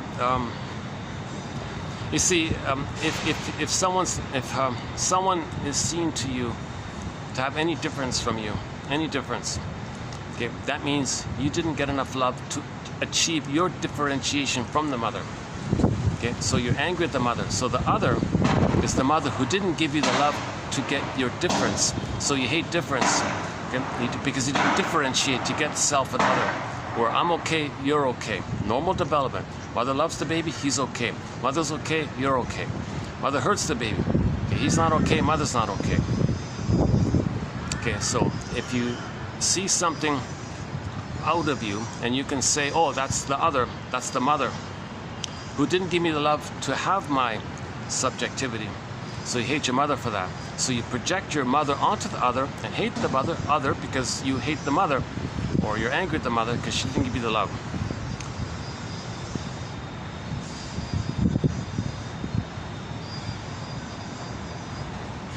And the idea that difference means, well, you didn't get your difference from the mother.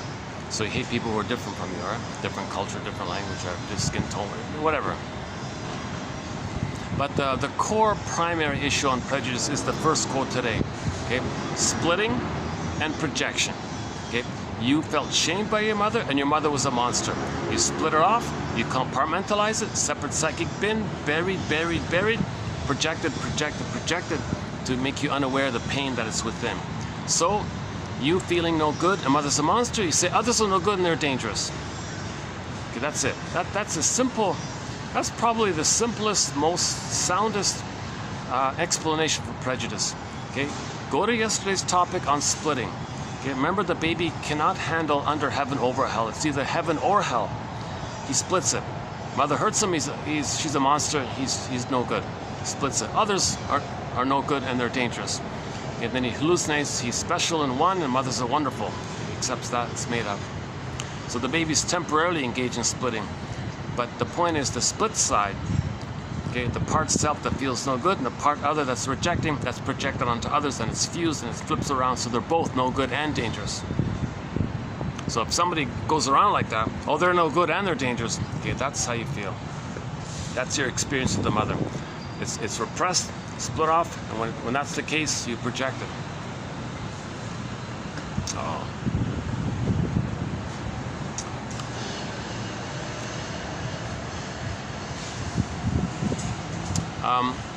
Well, there's some an interesting. I'm just noticing I don't know if you can see it, the cloud. Can you see it through there? Oh, I can't see it.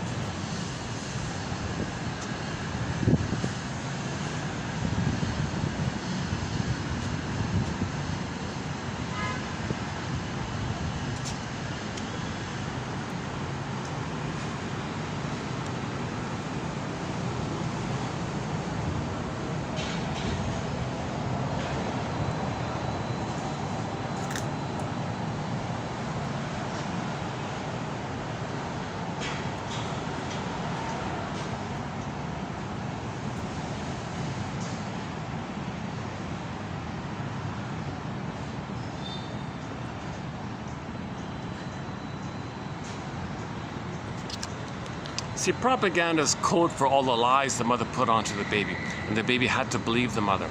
So others are expected to believe other lies, the lies going on. Okay, another way to describe inside out is as above, so below, inside out. So the above that we see externally, that's a reflection of the inside condition. Okay, so originally the baby has a relationship with the mother. The interpersonal leads to the internal working model, or the intrapsychic or the intrapersonal. Blueprint, schema, script, model, stencil, whatever. The intrapsychic setup. It's grooved in, it's set in. Then you don't see the present for what it is, you only see it through that. So you distort the present for that. Now what is that? It's a painful thing with the mother. So you see it like that. Now if you see it like that, that's the constant remembrance of the pain. So you want to get out of the pain, repetition compulsion. So you recreate it, hoping to change the past, change the script. You can't do it.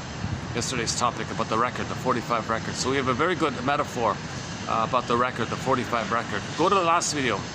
You know, a good follow-up to this video, if you can, I think a very good follow-up to this video would be the last one, if you don't mind the noise, the background noise, or the one before, or the one before. In most videos I do the thing about I didn't do it this time in this video, but there's a very important construct we have here by Edmund Berger, one of our mentors, about the record. Every neurotic is a music enthusiast, but he only has one record.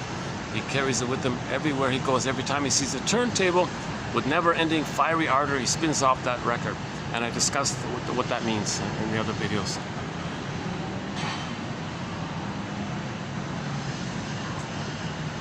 Okay, so again, we don't remember, so we repeat in some way or another.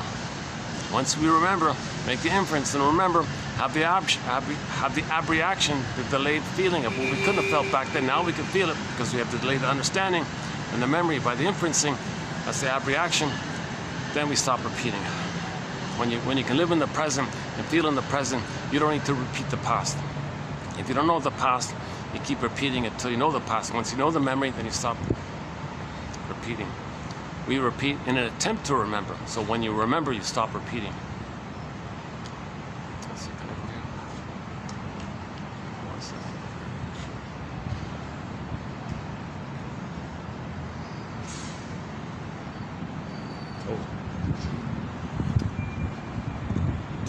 second. Some people over there.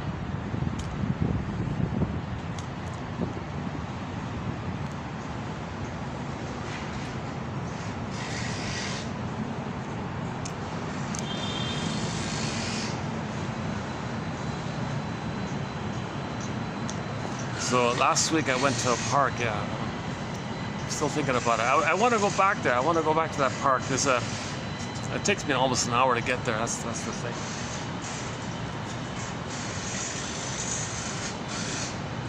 It's a nice little place. A lot of trees. I saw a lot of exotic trees, like the neem tree. The neem, N as in Nancy, E-M as in Mary. The neem tree. These beautiful there were some banyan trees, like really nice banyan trees there. There was one mahogany, I remember, and some other exotic trees. It was really nice with the trees. They put all the trees and put them in a tree museum. Oh, brother, big yellow, yikes, Joni Mitchell, you know.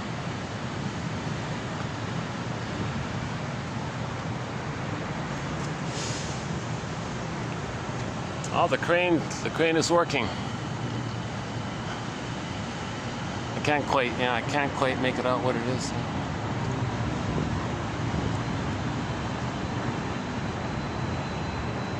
Well, I want to respect their signs here. Do not climb, so I won't climb on it, but.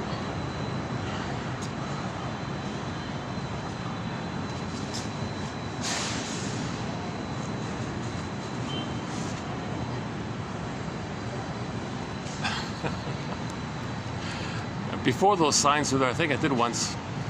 Just take a peek on it. Curious. Okay, let's maybe start to wind down this video. Let's see how we're doing here. How's the battery's holding up? 5:53. Yeah, it's gonna get dark soon anyway. So let's begin to wind down this video here.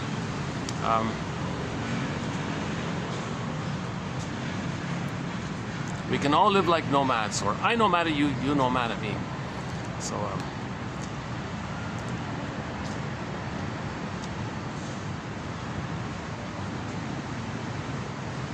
So anger, okay, anger is an expression of unmet needs. Anger means that your need for a secure attachment style wasn't met. Joy and sadness got frozen, so you went back to the survival brain, which anger is on. So anger just means that. It's not a basic thing. Anger is the reactivity post the trauma. Anger is not supposed to be like constantly there. But if someone does have constant anger at the console, oh boy. And then you got the sting of personality patterns, the hostile mind, and the cynicism and the BPD amalgam, and then the narcissism, the bully pattern, the Iago pattern, and so on.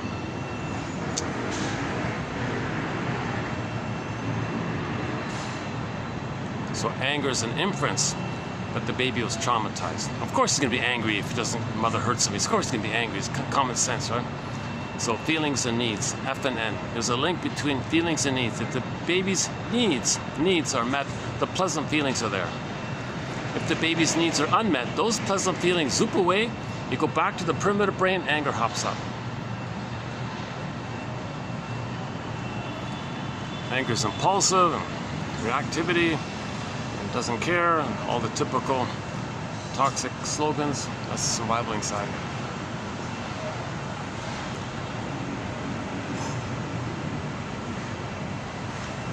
Okay, any final thoughts here?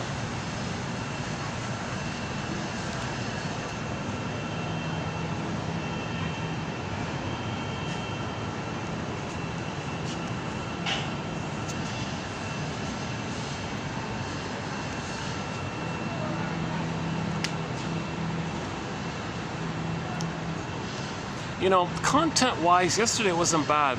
It was noisy in the background. I did have a few little interruptions, but I played parts of it back. I thought, you know, content-wise, it was pretty solid, I thought. Maybe even better than this one, although the background noise is better here. I don't think I crammed in as much as I did yesterday. But the one before was a good one. I remember that. The park one, okay, that's... the park one, I would say the second half was okay. The first half, I was kind of struggling with the sweat and all that. My delivery is a work in progress. Some days I'm more calmer. I deliver it better. Oh, my disclaimer. Oh my God, I forgot about it. The 3 parts. My disclaimer. So I did the first part. My disclaimer is 3 parts. Part A is I'm not a shrink, right, and all that. Part B, when we talk about anything to do with religion or religious stories, it's only in the specific context of when religion is being used as an arm or a branch or a tool of the pillage and the plunder, because religion prevents healing, it stops healing. So babies are traumatized, religion says stay traumatized, then you can pillage. So we only talk in that kind of context. So it begins with 1203, then go to Mel Faber, 2118. There's a whole bunch there. And part C was, yeah, that this is about content. This video is not about any kind of expectation that I'm going to be some kind of a, what people look for when they watch a handsome speaker or something. I'm nothing in that area. I get that. I'm not a actor or a model, and nothing obvious. It's pretty obvious, right? So this video is about the content. It's about the quotes. It's unfortunate that I kind of scaled it up. I don't want to be public like this, but I got to get the quotes out, and I want to talk about it. So this is kind of like I'm kind of scaling it, hoping that the scale is in favor of the value of the quotes being stronger than the anxiety in my presentation. So I'm hoping that on a scaled kind of thing, the benefits maybe outweigh the disadvantage of my delivery here. Of course, if by chance my delivery is helpful, that's a bonus. I don't quite expect it. I'm not a shrink. I haven't been analyzed. I'm not too calm when I speak. I'm sometimes a little... all my stops and starts and ums and ahs. I never went to acting school or broadcasting school or Nothing, none of that stuff.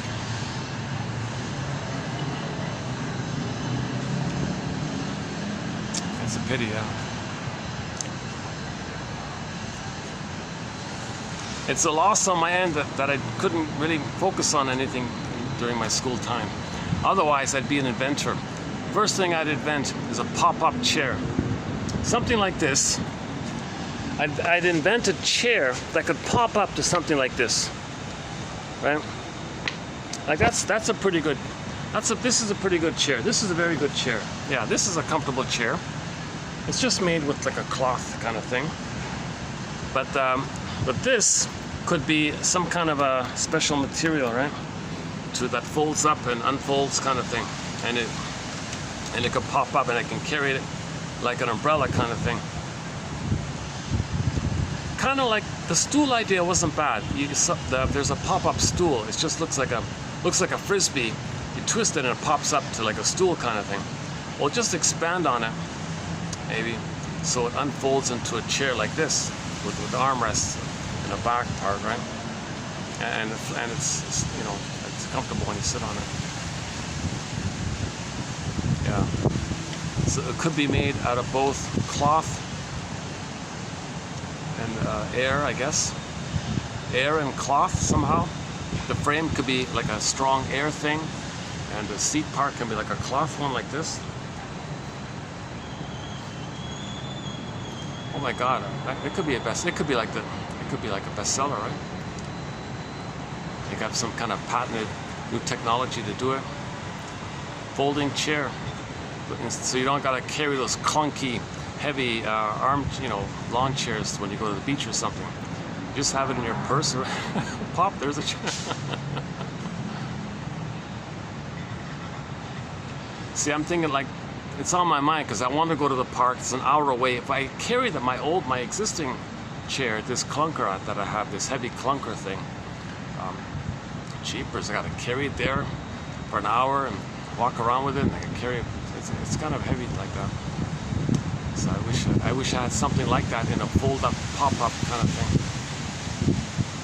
So there's for any inventors out there, good luck.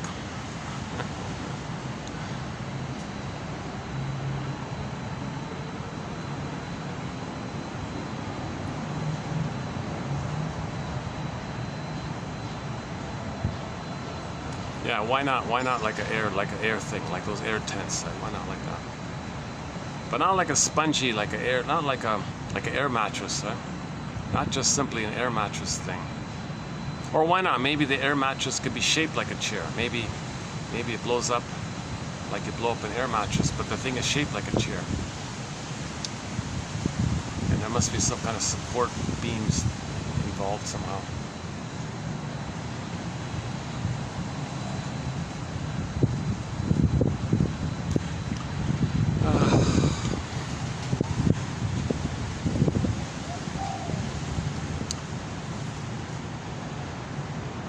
See, the weather now is nice. Bit of a breeze. Let's see, how's the time? 6:02. Battery's holding up.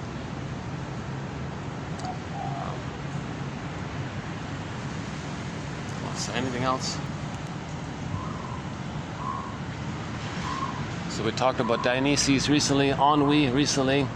Again, for a discussion on Inside Out 2, go to 2840. For a full discussion about the imagery of the inner healing that takes place. Here we talk about repression, healing to splits, free association, abreaction, etc. And we talk about all the different emotions as well. Anxiety being the physiological response to being reminded of old fears with the mother. So in the trailer, if you go to the trailer for Inside Out 2, the anxiety character, right? So I prepare for the future. What does that mean? Not what you think it means. In the future, you're reminded of the thing with the mother. But as a baby, you were unprepared. You were overwhelmed. But you're always reminded of it. So you're going to be prepared for it. That's what she means. And this triggering of the old fears is physiological issues. That's why she's sweating and panicking and running around like this, hyperventilating. And she almost had a psychosomatic symptom, right? So when you give up this false belief that you're no good, you're a sinner, you're dead, and never good enough, couldn't save the mother, never good enough, couldn't save the mother, this, and then you got to redeem the mother, you got to have a good mother. This false belief, it's no baby's job to save the mother. It's the mother's job to heal herself. It's not. And when the baby was traumatized, when they're grown up, it's their job to heal themselves. Now, part of the healing is to get the story of understanding why the mother did what she did. You got to find out why she did what she did. What's the old cunning tale involved in this?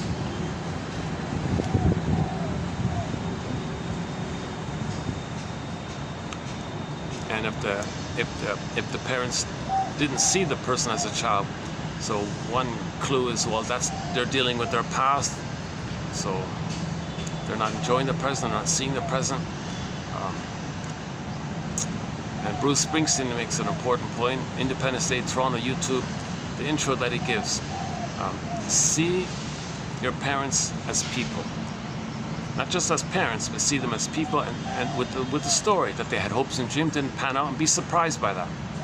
Rosanna, dear child, the more I learned of my mother's story, the more of a person she became to me. See them as people. And when you were a child, if your parents as people didn't criticize you too much, that's because of their past pain that they were swimming in. They couldn't see the present. Because of the pain they're feeling from their past, they recreate in the present that painful version. They recreate the past and the present because of the pain they're feeling. So the Greenberg film line is, Shrink said to the guy, you have trouble living in the present. So you linger in the past because you feel like you never really lived it. So the parents didn't live it.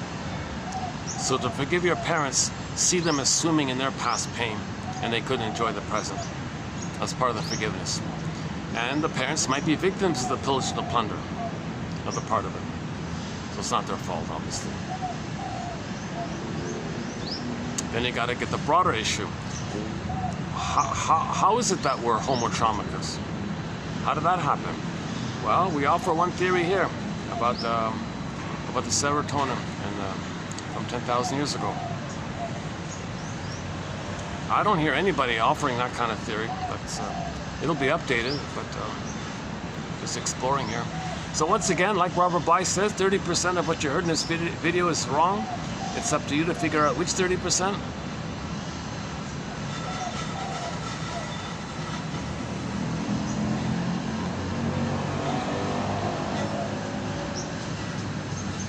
We're trying to build awareness, just like they're probably building something over there.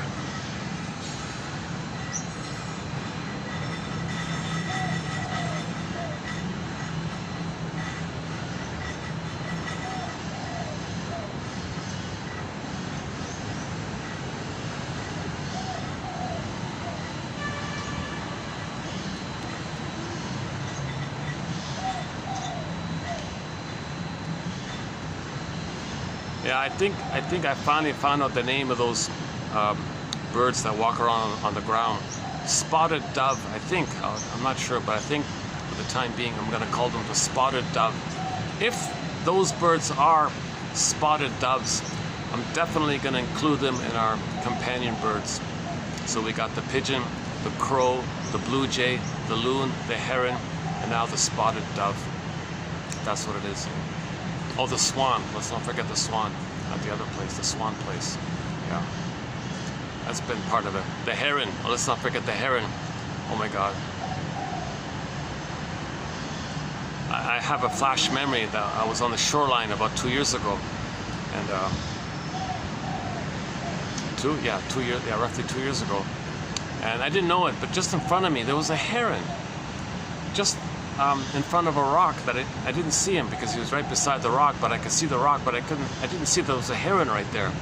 And when like 2 hours later, I just kind of looked around. Oh, there's a heron. He was there the whole time. A heron. It's quite a sight, yeah. I once had a bumblebee sit on the phone here. Just this huge bumblebee.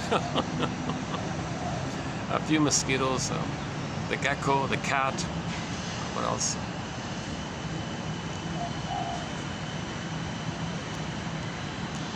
So just a fun thing on the side is we have these companion birds, and companion beverages, and just a few little things like that. Our theme song here to 1001 Windmills of the Mind is Katja, K-A-T as in Tom, J-A, Katja Epstein, E-B Stein, Epstein, okay, a German singer, pop singer from Germany. She does an incredible German cover of the song Windmills of the Mind. It opens up with the bass tubas, you know, that song there. What a great song. And my favorite English rendition is the one done by Barbara Lewis. Barbara Lewis. I'd love to play it. I have no battery in my laptop, plus it's hard to get a plug to plug it in. So I haven't played any music in such a long time. That's always been a fun part of this project, is to include the songs. So we have a great soundtrack. So just imagine Katja Epstein's German cover of Windmills of the Mind playing in the background, and I'll see you in the next video. Thanks very much for the love of narrative medicine. I'll see you in the next video.